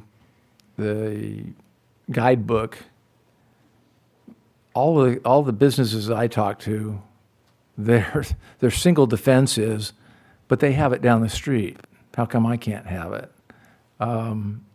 That's, without exception, that's the first place they go for defense. How will will these existing signs be grandfathered in? Will they be upgraded? What's the plan for that?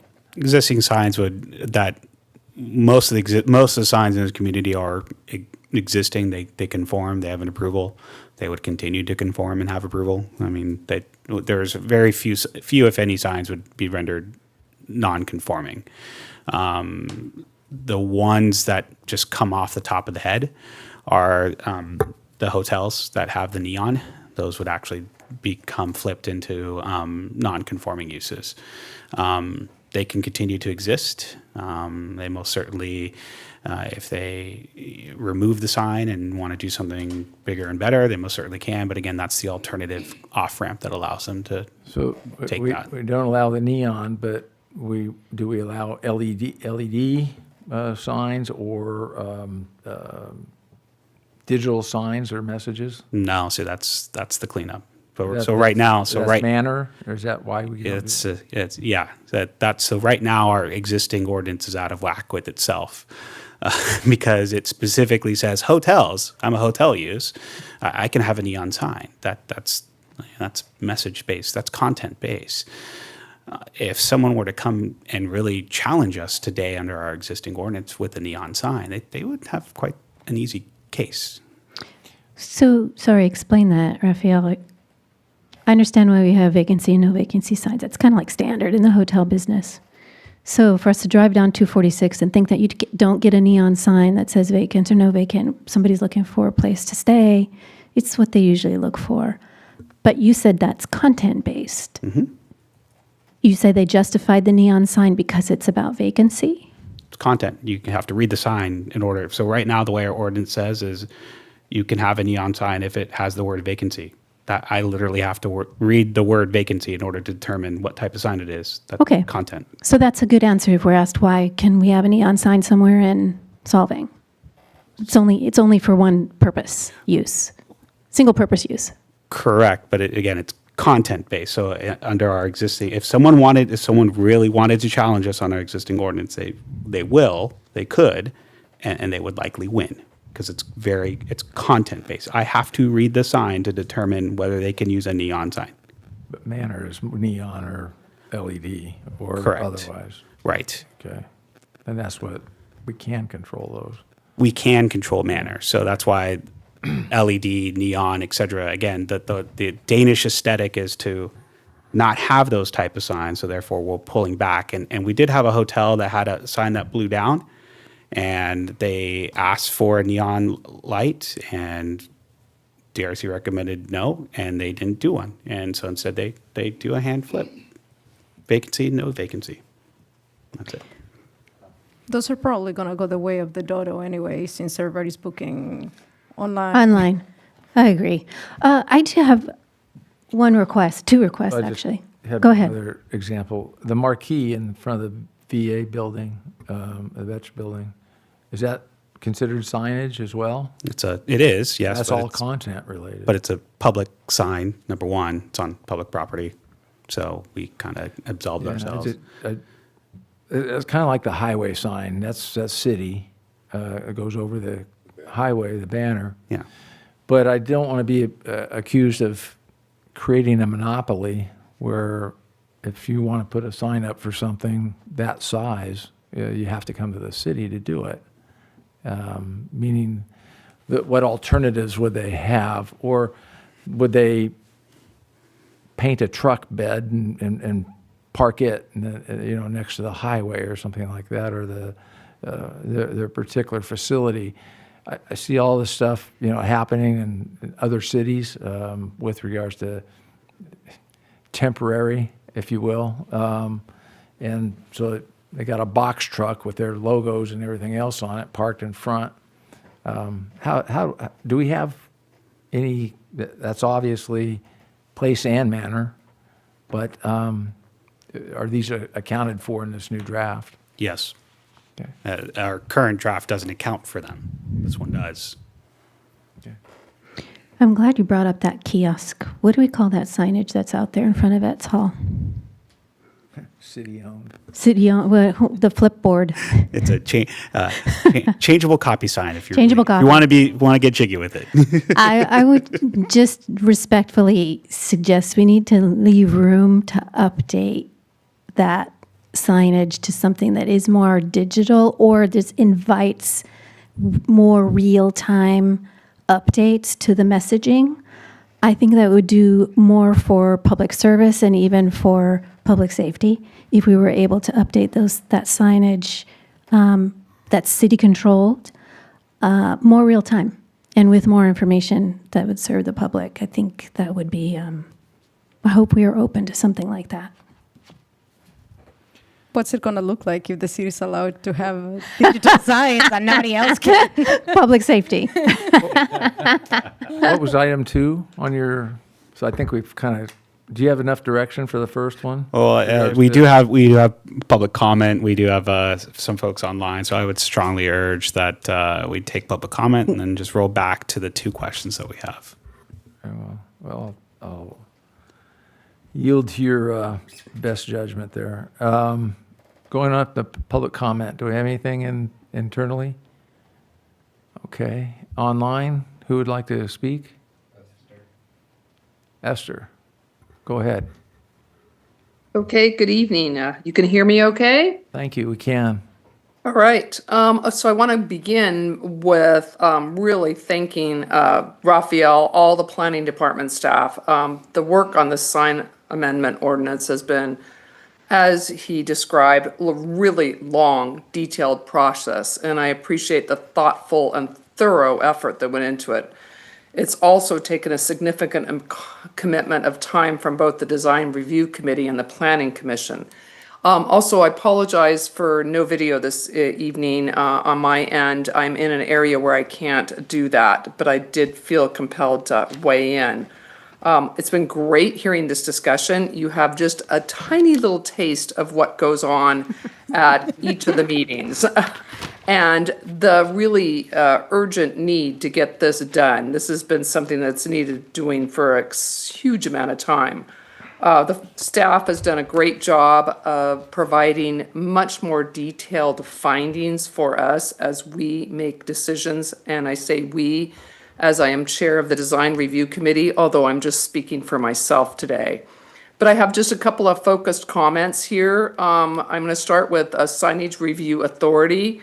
I really kind of want to understand better why the Planning Commission is the decision maker for the sign programs. I feel like these are fundamentally design decisions involving scale, materials, placement, visual impact, kind of all of those items that are at the core of the DRC. And I am concerned about limiting the role of the DRC and believe that we provide meaningful oversight. Second, time extensions for approved signs. These are like minutia here. The proposed 2-year extension seems very generous. A lot can change in 2 years. ownership, business concept, city leadership, committee composition. A shorter extension, I think, would provide flexibility while ensuring that approvals remain relevant in current conditions. Third, directory signs. The standards as written in are for 10-inch letters. I suggest revising this to be consistent with the permanent window lettering, which has a maximum of 8 inches for the VMU, the village mixed use, and then 10 inches for the other zones. And finally, art murals, which are addressed here. And I believe strongly that the DRC should be the review authority for the murals. I have shared the established mural standards from the city and county of Santa Barbara, and I know that staff has recommended handling all mural applications internally, but I respectfully disagree with this. Not every blank wall in the BMU would benefit from a mural. We all know there's a lot happening visually in our town, and sometimes less is more. And I think murals deserve a careful review and eventually policies that define limitations and time, place, manner, as Raphael has taught all of us on the DRC.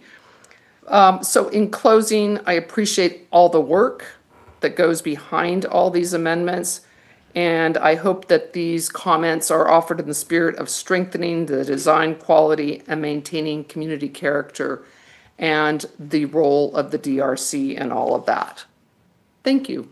Thank you. Anyone else online?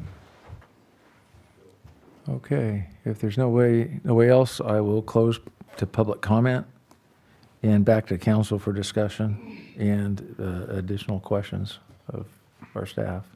I have one kind of big topic that has me really concerned, and it is the ability, this was on one of your slides, Raphael, and it's hard for me to remember which one it is without looking at them again, but there's some language in here that lets us substitute content on an approved sign from commercial to non-commercial content, I think is how it was worded.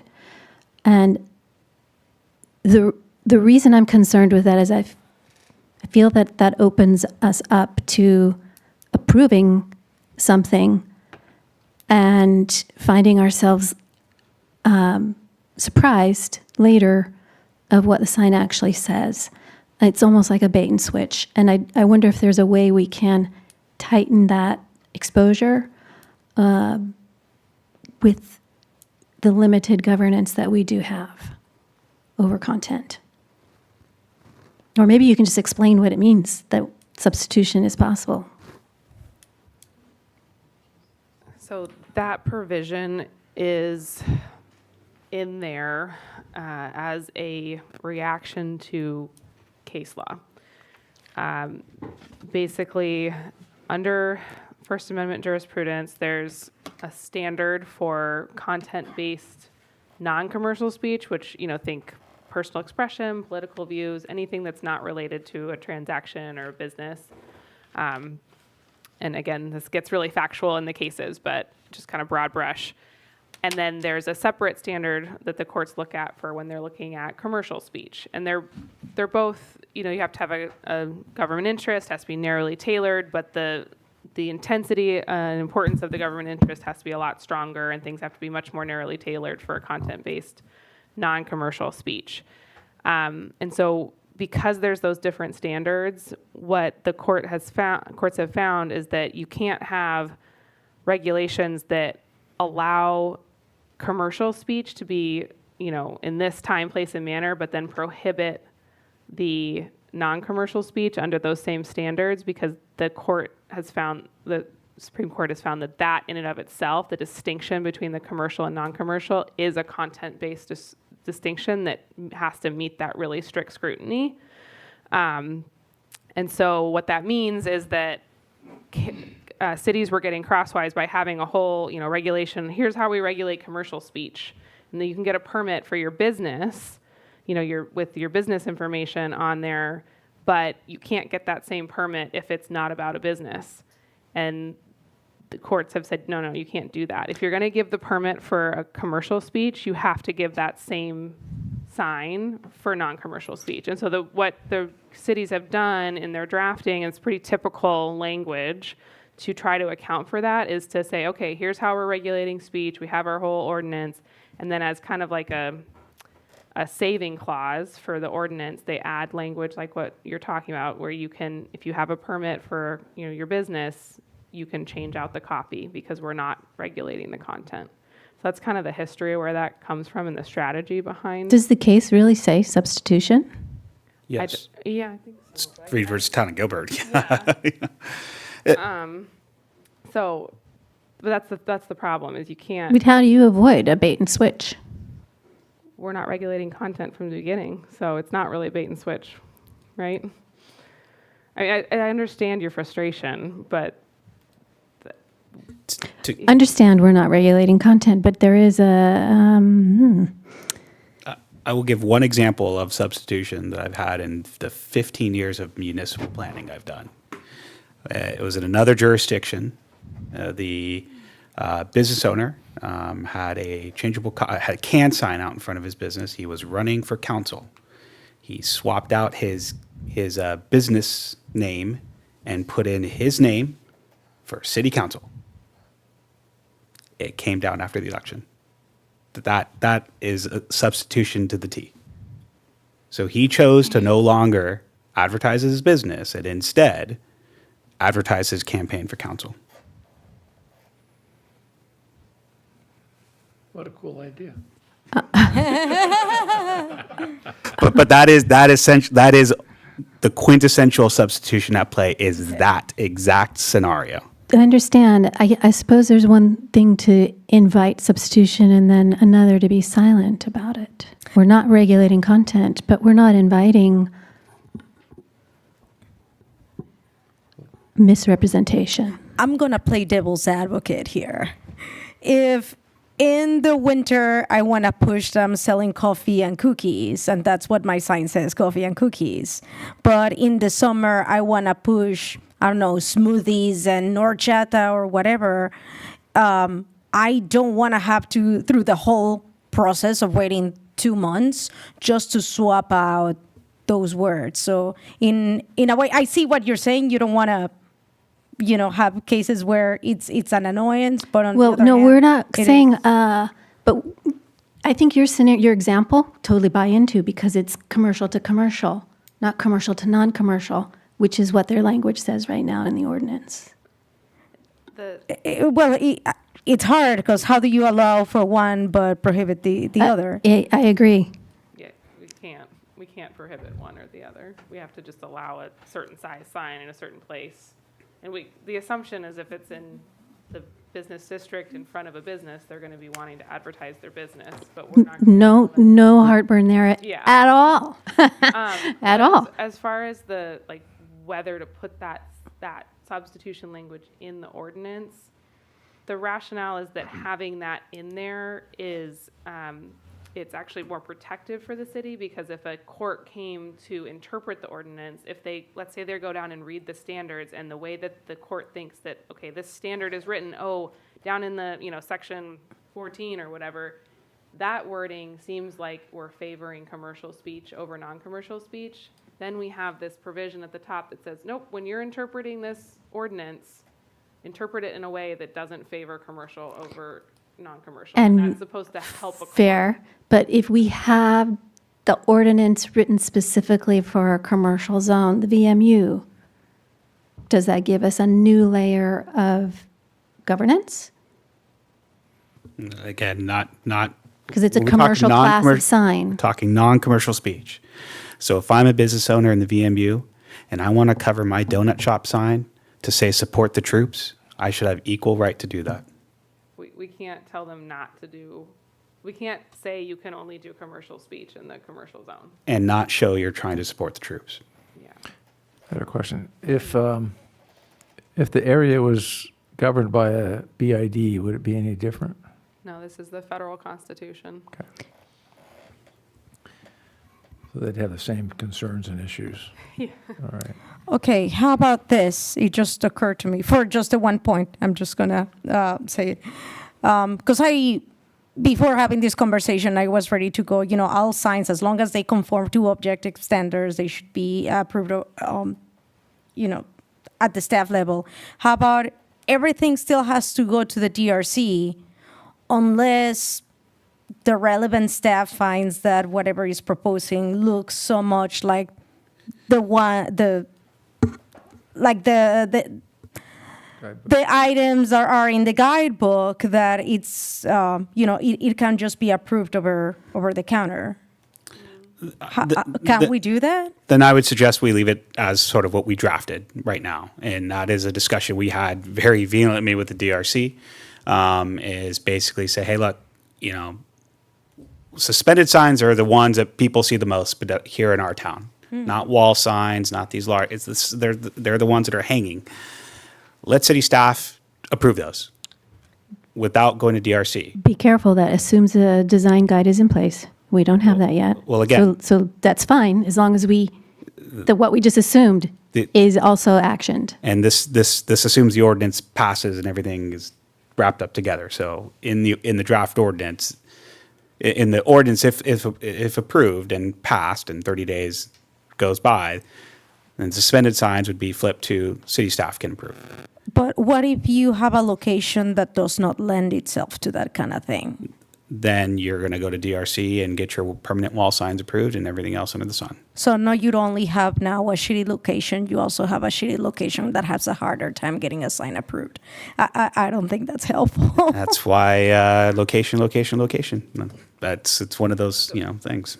Can I just clarify what maybe, if I make sure I understand what you're suggesting? Because it sounds like you were saying if the sign meets the time, place, and manner requirements of the code and also is consistent with the preferred style, that then it would be staff will review. Yes. But if it's meeting the standards and is kind of a avant-garde, different style, that would go to the DRC. Right. So is that a distinction that's workable? I mean, and again, as a reminder, the director has the discretion to put everything back to the DRC, And that's okay. Like, somebody's got to decide. And I realize that different people might make different decisions on what goes to the DRC and what doesn't.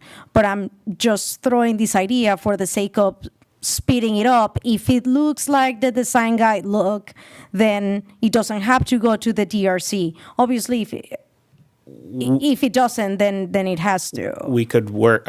City staff can work Okay. with Chelsea and figure it out.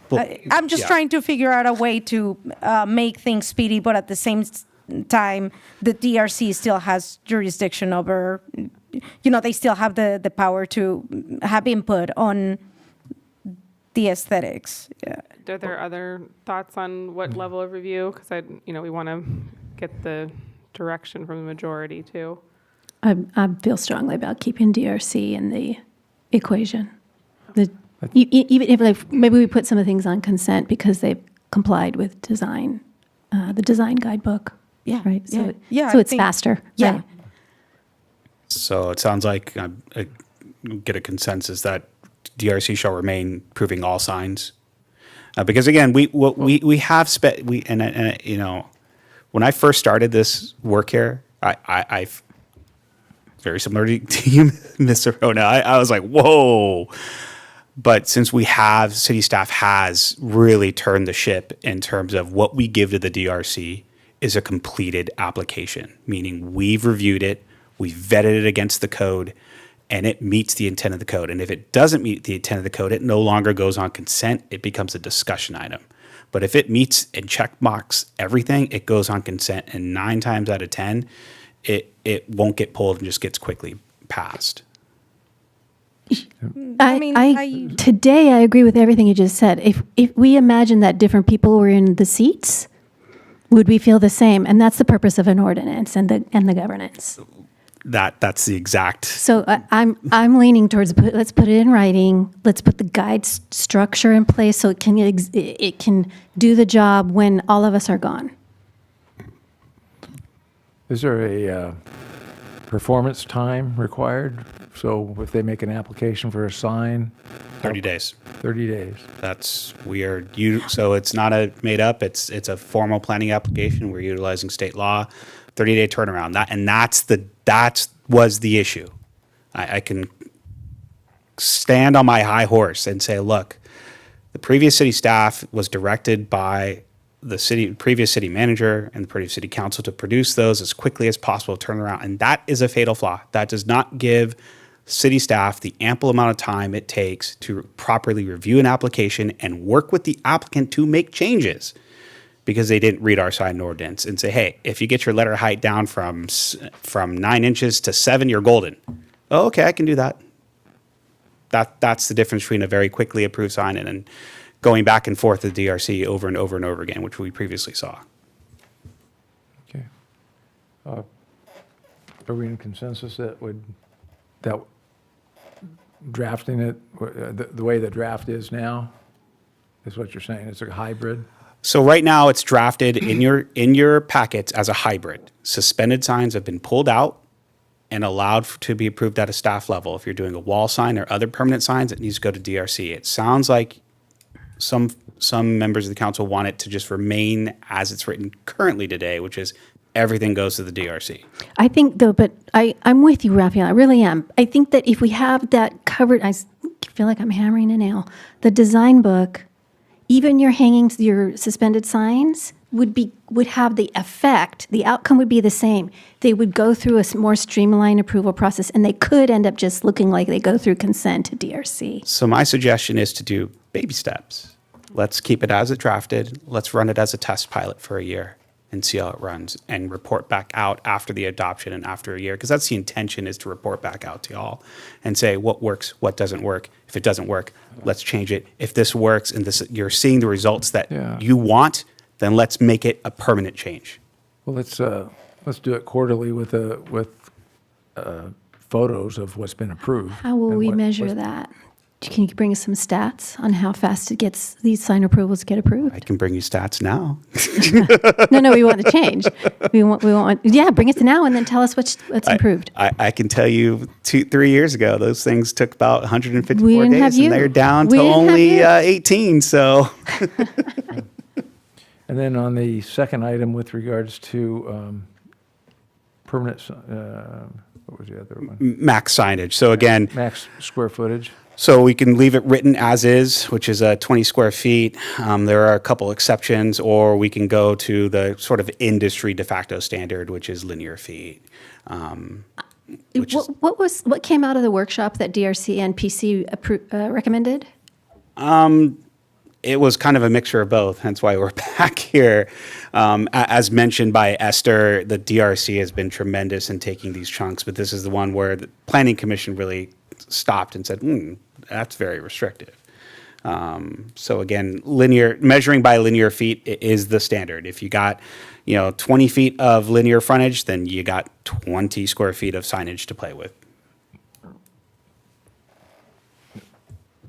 What did the planning commission feel that was restrictive? I'm sorry. Having an arbitrary limit, which is right. So currently our code right now says 12, period. 12 period. 12 period, but it Caps, exempts out a regardless of ton of size. signs. Yeah. So it exempts out suspended signs, exempts out window signs. So the next thing you know, you're actually well over 12. You're about 25, 30. This, as proposed, is 20 straight up. You pick and choose what you want, but you can't go over 20. So it's still Now grouped. It's not proportional. Does that include awnings? Yes. So it's 20 total. You have 20 and feet 20 to play with. do whatever you want. Yeah. And by awnings, we're just looking at whatever letter logo size-wise. So those can actually be pretty small sometimes. So what the Planning Commission is stating is, rather than having the arbitrary 20, let it float with the building. So again, if, a case in point, you have a corner lot, you are paying the max rent because you have the corner property, 2 entrances and all, you should be able to count the 2 entries to your overall signage, which then, again, leads to a much more proportional-wise signage plan for your property. Yeah, but you're talking, if it's a 2-story, you got 2 signs that's the same size. Stories don't matter. We're talking linear feet. But it would be the same linear feet on the top floor as it is the bottom floor. So you're still stuck with the linear feet of that, again, second story doesn't matter. It's just linear feet. I understand that. But I'm talking two signs on the same building And then that's what you get to play with. of 60 feet each Right. or whatever. And again, that's where, and I know Esther mentioned, the sign program and how that goes to PC. There's a good reason why, and we're actually running into this now. Is that there is no sign program is meant for multi-tenant buildings so that they can actually do a unified sign program so that shows that the signs kind of look the same, and whether it's one tenant or another. However, the DRC does not pass resolutions, nor do they pass conditions of approval. But they do recommend these to the Planning Commission, which then passes resolutions and conditions of approval, which run with the lay of the land. So you do want the Planning Commission to approve those with the DRC recommendation, which is why it's written as such. I'm with you on that. What does that assume a CUP is in place? No, it's a sign plan, but it'll act like a CUP, but it's not called a conditional use permit, so it just runs with the lay of the land. And we actually have quite a few sign programs in our community. That's the way we used to do it back in the 80s and 70s. Nielsen Center is a great sign program. It's only 2 pages long, but it does its thing. Okay. And so we're bringing it back. But you said something that I didn't see in the language. You said even the sign programs would go through both DRC and PC? Yes, it'd be DRC as Okay. the recommending I thought body. in and the then table, there's a table in here that just said peace. it says approval. Yeah. The table says something different, I think. 11.15, the third row sign program, there's a recommendation column, decision and appeal. So it goes to design review for recommendation, then planning commission for decision, and then council for appeal. Okay, so so it does go through the 2 steps? Yes, For very sure. much. Yes. Okay, good, thank you. Does the blade sign and the frontage sign, that's all included in the total square footage? In our current ordinance, no. In our new ordinance, yes. And Because would again, they- we're trying to give business owners really, the maximum flexibility to determine what type of sign they best fits their business or signs. Let's say signs, do I now have to get a permit for both the blade and or I can get one approved by the staff and one has to go to the DRC? Not the way it's written. So again, if you're just getting a straight suspended blade sign and there's a time period you have to wait, then we'll approve it via city staff level. If you're doing suspended sign with the wall sign, it goes to DRC. Okay, so it does have to go to a different. If you're doing the both, but if you're just doing the suspended sign, then no. Okay. I'm just trying to streamline it for, the fewer barriers to entry, the more businesses will have. So just trying to make it clear. I'll throw something out there. I feel if we're still trying to decide on the proportionality or the signage for the size of the building, I would lean towards if you have a bigger building, you should get more signage space, especially if you're in a corner lot. I think that. I'd go with that. I also. think that I think is crucial for those business owners, and so I would lean towards that set of metrics. It sounds like we have a consensus on that one, Okay. so we'll make that change. And on all of this, you can always apply for an exception if something looks, Yes, 100%. And now with findings. So again, Okay. having to make those findings. And there are, case in point, give a preview of our DRC meeting on Thursday. We have a sign exception going on. And there are 2 findings, but we do make the finding because what the applicant is proposing is actually a way better sign. So it just so happens to be a little bit taller, but and that's the thing about taking the 30 days and having the complete application is it gives us the time to make that analysis and give our decision makers, all of you that are up here, the proper information to make it. One last thing that Esther brought up was the governance over murals, and I do feel like that belongs in DRC's wheelhouse. It is aesthetic. Do I use the word content?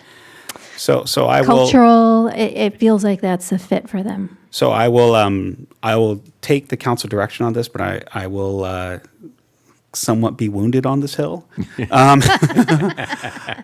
I strongly urge that murals go through city staff for content-based and content-based only. I've seen way too many councils, you're not the only one, commissions and boards get hung up on the content of a mural.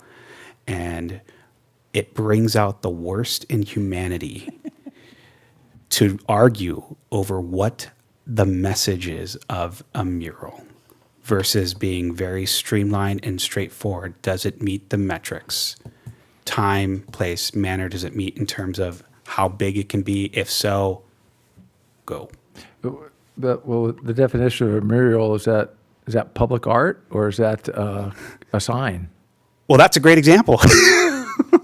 That you've hit the nail on the head of what a mural is. A mural can sometimes be both. But in our instance, a mural does not have a commercial message. So a great example of a quasi-mural was the ones that were on the Rasmusen's building that got taken down. That's kind of was a mural, kind of wasn't. That's actually a good example.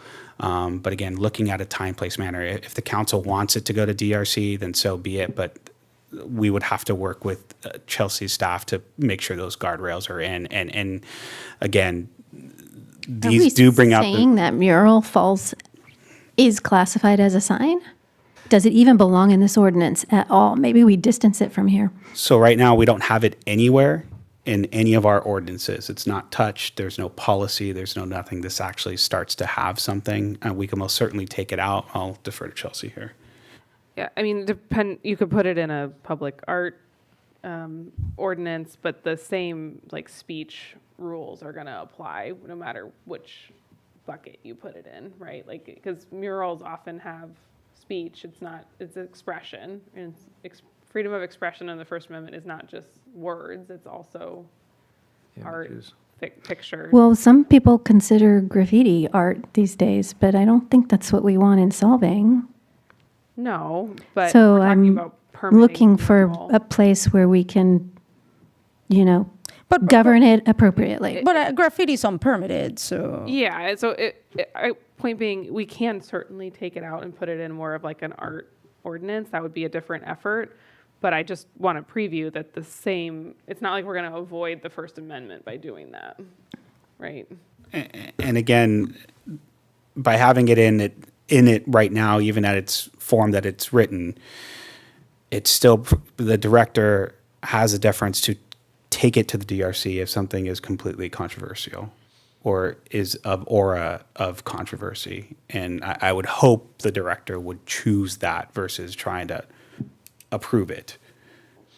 But again, I have PTSD from way too many murals, and I can count them on my hand of this debate and sitting here for hours on end talking about the message and should we do it, should we not do it, and they're gnarly, man. Okay. With the DRC. I'm fine because that would be defined. It would still go through DRC if it was a mural, because it's well above the size for a sign. So And again, we can put it to a DRC level review, that's fine. and we would just build the guardrails. yeah, Yeah. I'm good with that. So I guess the direction I'm hearing is for the max signage to measure by linear feet, and then for approval authority, the direction I heard was the mural should be with DRC and to keep it with signs going to the DRC, not having the hybrid approach proposed, or did I get that? No, I Yeah. think you got that mixed. I thought it was Oh, a it's another hybrid. way. The hybrid, which is the draft that you have in Have it's it, drafted. move forward with the draft we have. Yeah, as opposed to that way. The draft right Okay. now does not go through DRC. Some signs. Some sides do. Sorry, about murals. About Yeah, murals. so Murals, yes, we got that direction to go to DRC, but Thank you. other than that, keep the decision authority as proposed. As proposed. Okay, cool. Very good. thank you for that clarification. Thank you. And I think unless there's anything else, let's move. Yep. I just thank you, Thank you.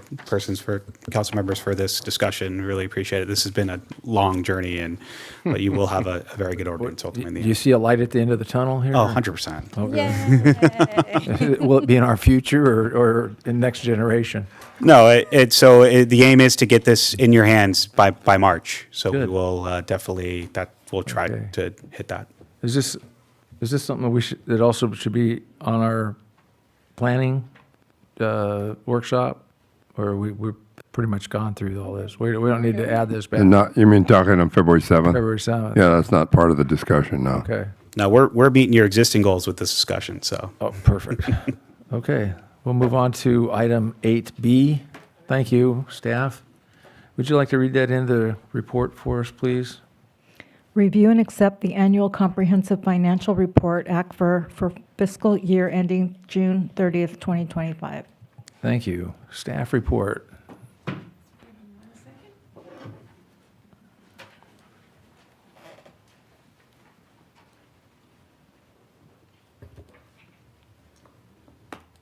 All right, good evening, Mr. Mayor, members of the council, and members of the public. Tonight, we will hear a presentation by Mitesh Badawi from Badawi and Associates, and he completed our fiscal year 24-25 audit. And the city is in great financial position. At the end of the fiscal year, general fund had an unrestricted balance of $21,731,000. The water fund had a fund balance of $9,939,000, and wastewater had $2,500,000. And to keep it short and sweet, I will turn it over to Mitesh. Let me ask you one thing. Yes. Our objective tonight, do you need a motion of any kind? Yes, we need a motion to approve the ACFR for fiscal year 24-25. Okay, thank you. So, what's that? Yeah, I move to accept the report, fiscal year 24-25. I move to accept the fiscal year 24-25 annual comprehensive financial report as presented by Mitesh Badawi from Badawi and Associates. Thank you. Go ahead.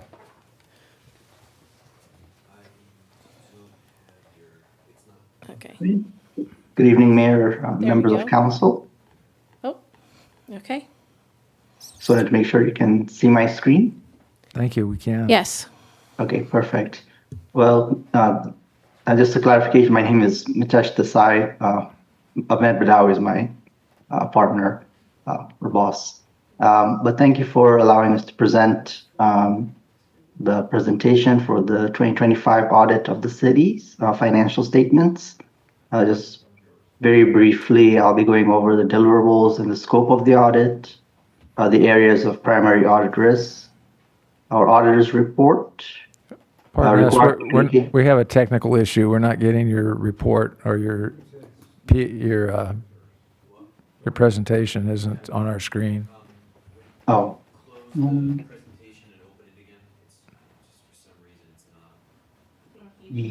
Stop. Let me try to reshare it. 1 second.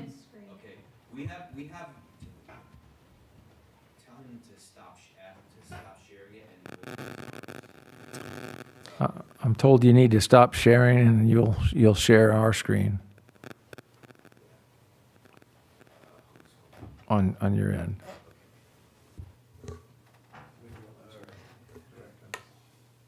Okay, I think I've stopped sharing. Okay. I don't have. It's not coming through here. So try closing it and opening it again.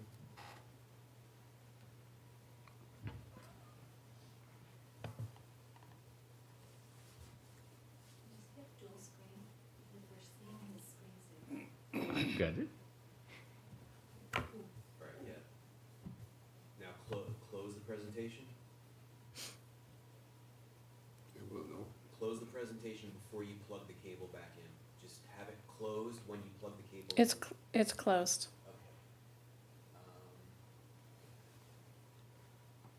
Okay. So plug it back in. I can see your laptop. The presentation's open on your screen. That's because it's in the email. That's where I have it.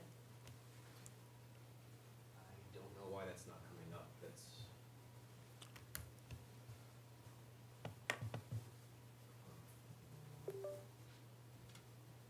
Could you back out of the email and go to your home screen? Yeah, hang on. Now try opening it. Unplug the cable. Plug it back in. And then open it. That should work.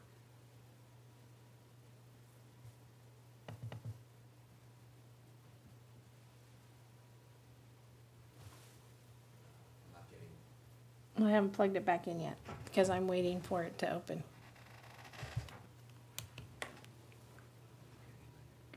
I'm not getting a signal from there. Okay. Okay, hold on. Now try opening it.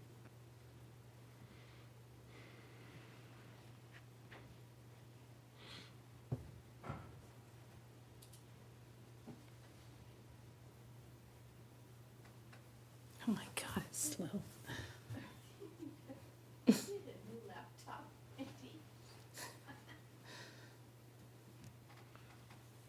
What's funny is this new agenda thing. I've already got the whole thing pulled up on the screen. Not opening or what's going on? Yeah, it just opened.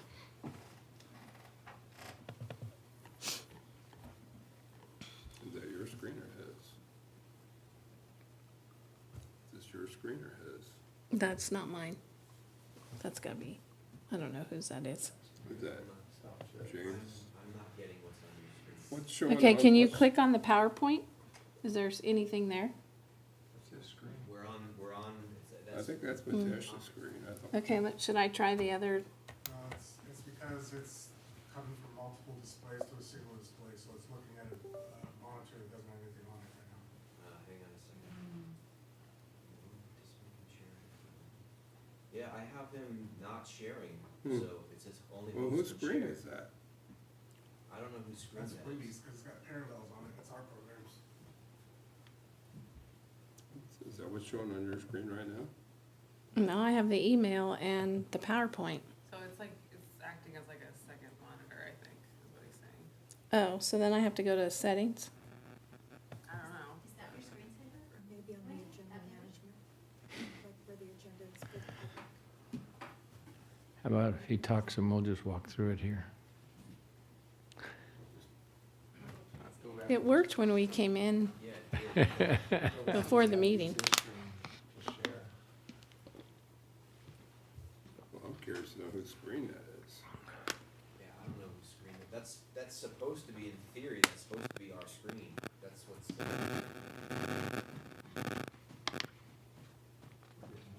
That's supposed to be our screen. While we're waiting, I forgot to say that I want to say special thanks to the finance team for doing the audit, and especially Jason, who's in the audience in the back, for doing everything for the audit. So, with that, Mitesh, do you have the presentation on your screen? Yes, Mayor, I can walk through slide by slide if that works for everybody. Let's let him do that because we had the presentation in the packet. We're having difficulty pulling it up here. So why don't you put your screen up, share your screen, Mitesh, please. Sure. 1 second. Right. So I am sharing the presentation, and if you go to slide, sorry, 1 second here. If you go to slide 3, this is my agenda for the presentation. I'll be going over the deliverables and the scope of the audit, the areas of primary audit risk, the auditor's report, required communications that I need to make to the governing body, and also just briefly discuss some new accounting pronouncements that will be implemented in the coming years. Moving on to slide number 5.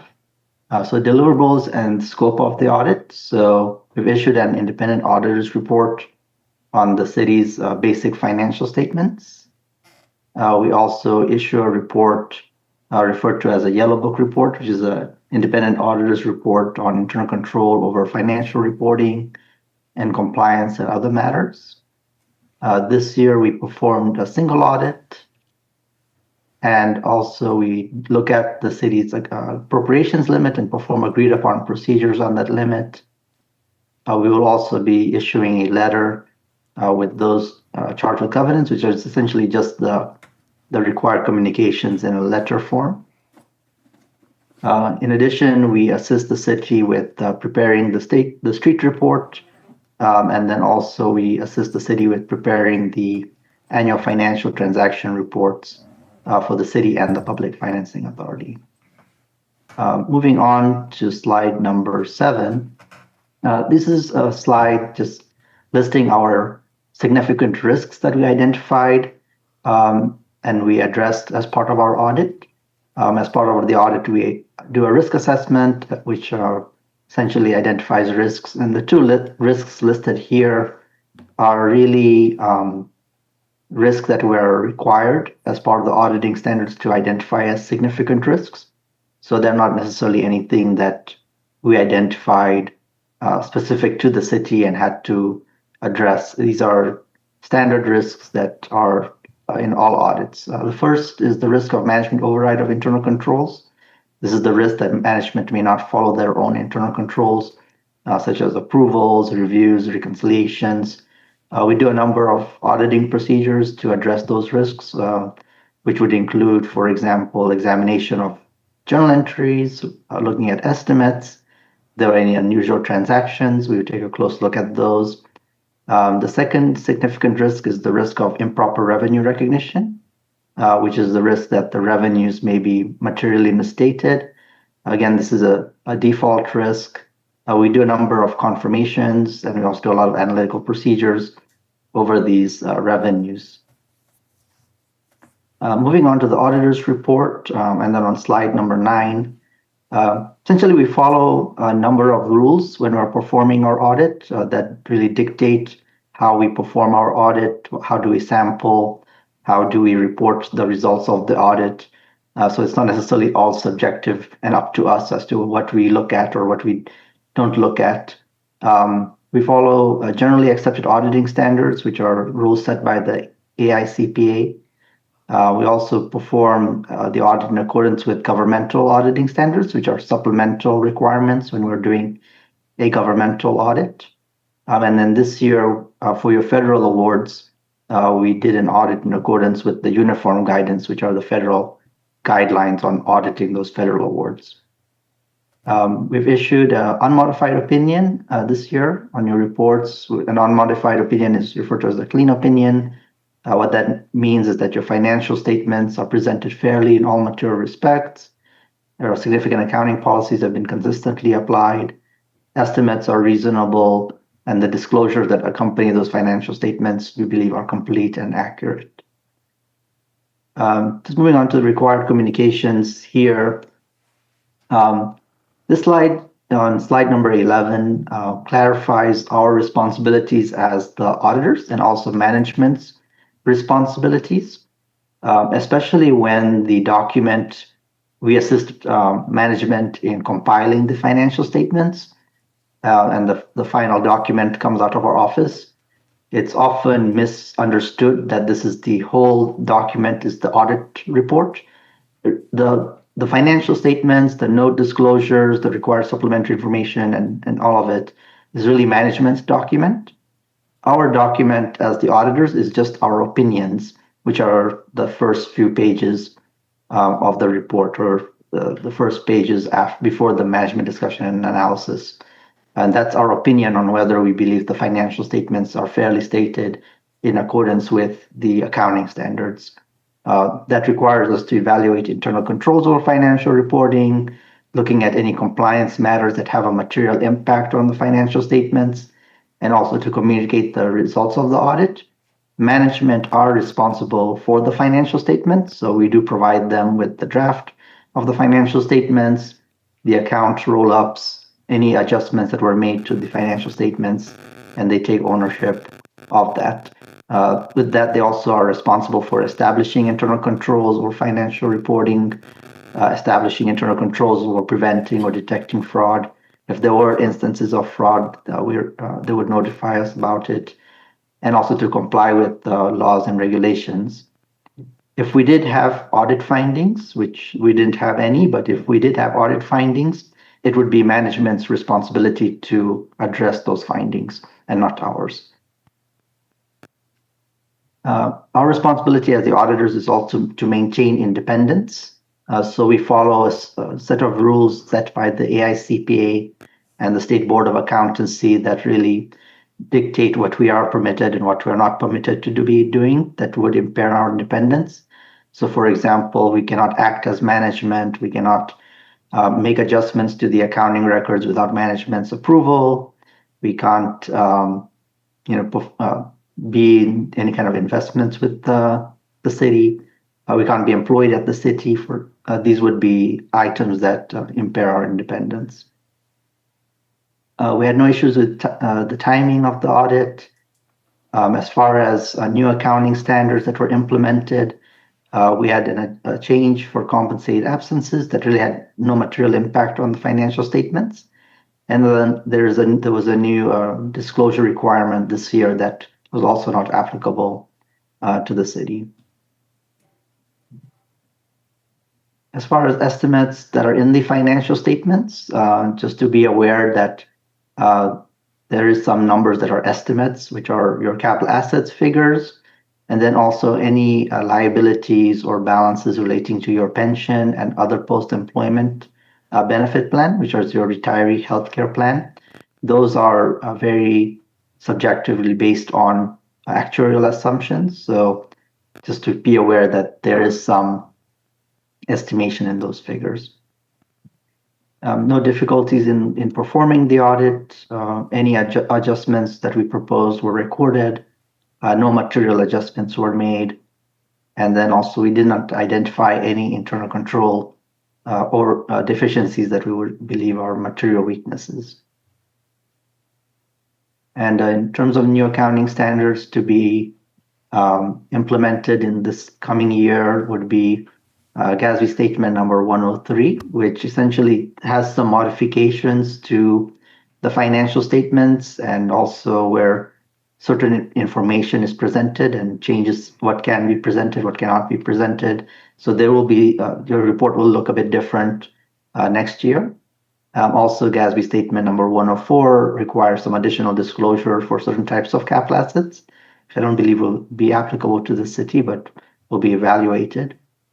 And then also in 2027, there will be a new accounting pronouncement that adjusts some of the requirements for subsequent events, what would be disclosed, when should it be disclosed, but that's all the way in 2027. And that concludes my presentation. But if there are any questions, I'll be happy to answer them. Thank you. Any questions? I had a question. How did we fare from last year's audit? What significant differences, if any, did you find? This year's year to year. Oh, yeah. I mean, generally the audit has been smooth and there's not been a lot of issues. I would say this year we did have an audit of the federal awards program. So that was one thing that was different from previous years, that the city did receive some additional federal funds from FEMA that triggered a single audit that we had to account for. But otherwise, there wasn't anything significantly different. Do you find us as a city employing best practices in your findings? Yes. Is there anything that we could do better that we're not? Anything that we identify as potentially things that could be improved, we would bring to management's attention. However, just to clarify, it's not our primary objective of the audit, but anytime we're evaluating the internal controls or financial reporting, and there are things that are redundant or things that we found in other agencies that seem to work better, we do bring them up to management's attention. Yeah, and that's what I had in mind with regards to other cities and other municipalities, how we rate with them, and what are there savings in cutting out redundancies? Are there savings in different processes, and how we might improve if those exist? Yes, anytime we do identify anything that we do bring it up to management's attention. It's not a primary objective of our audit, which would essentially require us to do a different type of approach and procedures if our primary objective was to do some kind of assessment. So just wanted to clarify or give that caveat that it's not necessarily a primary objective of our audit to do that comparison. Understood. I just was wondering if anything stood out that you recognized. Any other questions? This is because there's going to be a vote. There's public comment, so I'll open it up to public comment if there are any. Anybody inside or on Zoom that wishes to make a comment? Very well. I will now close it to public comment and bring it back to the council for action. I'll make a motion, but before I do, I just want to compliment the Randy and the staff at large. I know we got the benefit of some tax changes, but the financial position is just phenomenal. Double-digit changes year over year is extremely noticeable because we're in a financial position. I mean, I honestly didn't really imagine it when we came into the seat 3 years ago. So really, really impressive. But now we have to find things to do with that. Capital projects. Turn that into some services and capital projects. So that'll be fun. We have more work to do ahead of us, so that's really good news. And I thank the audit team for the help validating all of that. So I move to accept the fiscal year 24-25 annual comprehensive financial report, the ACFR, as presented by our team from Badawi and our staff. Thank you. Is there a second? I'll second that. It's been properly moved and seconded to approve the 24-25 reviewed audit. And roll call, please. Councilmember Infante. Yes. Councilmember Claudia Rona. Yes. Mayor Pro Tem Smith. Yes. Councilmember Elizabeth Arona. Yes. Mayor Brown. Yes. Motion passes 5-0. And again, congratulations and thank you for all your hard work to our staff and our consultant staff. Very much appreciated. We'll have this discussion again next year, I'm sure. Every year. Every year. Thank you. Thank you, Mitesh, for waiting and doing all your hard work on the audit. Okay. Any closing comments by the council? We're at the end of our agenda. The new one. Not the old one. Okay, if there's no closing, I want to look forward to seeing people at the February 14th, February 7th workshop.